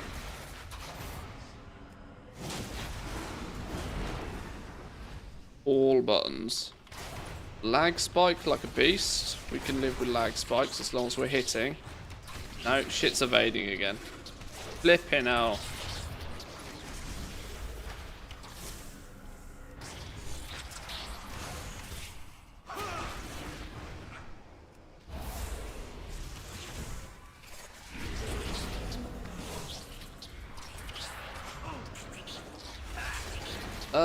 Okay. Well, I'm just hard stuck on the campaign progress until this boss decides to not be stupid, aren't I?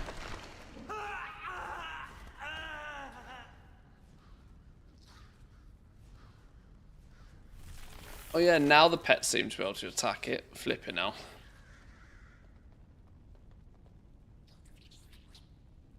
Okay, well we tried. Maybe we just come back to that tomorrow. Hope it's fixed.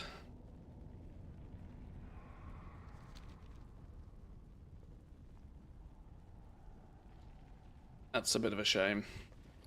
Well, it's kind of scuppered my plans because I wanted to finish the campaign and I was hoping I'd get to like a little bit closer to 80.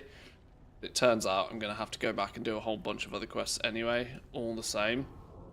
So what I might do, boys and girls, I might leave it there for now. I'm going to go get me some food. I'm slowly trying to put my notes. I've just been writing shit down in a text document for weeks. I'm trying to put my notes in a little bit more of a neat and tidy, organised fashion. So maybe I'll work on that a little bit later. But I'm gonna end the stream now. Thank you all for joining. I apologise that we're not doing anything that it doesn't seem like we're doing anything overly constructive. I get that. But this is the world of beta testing. This is the world of like figuring stuff out. There is all the time in the world to be hyper optimal and like min-max stuff and zoom. I am a little bit playing catch up because of course I didn't get to do... This is all the shit I'd have done on alpha like months ago. So I'm playing catch up a little bit. But once I've got a character to 80, once we start to get a bit more of a feel about how the end game works and how the professions are going to integrate to it, I think all the pieces of the puzzle will start to come together quite quickly after that. I also suspect that we should get another beta build probably tomorrow. We got it on Tuesday last week, didn't we? And there was also some updates to profession stuff last week that went completely undocumented in true Blizzard fashion. Hopefully they give it, like, NPC work orders. I want NPC work orders this week. That would be a nice thing to be able to focus on and test a little bit. NPC work orders would definitely be fun to see. So maybe we can keep our fingers crossed for those this week. Definitely, we need work ordery stuff in and testable more than 2 weeks before the launch of the expansion, please, Blizzard. That's my only request. But yes, enjoy the rest of your day, boys and girls. I will love you and leave you. We'll be back on tomorrow. The streams are going to be a little bit shorter this week as I'm doing a lot more stuff outside of the stream. Obviously, I'm trying to work on videos and stuff like that, keeping people updated on stuff. We won't be doing the 5-6 hours a day streams we have been for the last few weeks. They'll be a little bit shorter, so I try and spread my time a little bit more evenly. But yeah, hit the follow button if you haven't already. Hit the subscribe button if you're watching on Team YouTube. I appreciate you both. Have a good day, and I'll see you all next time. Peace.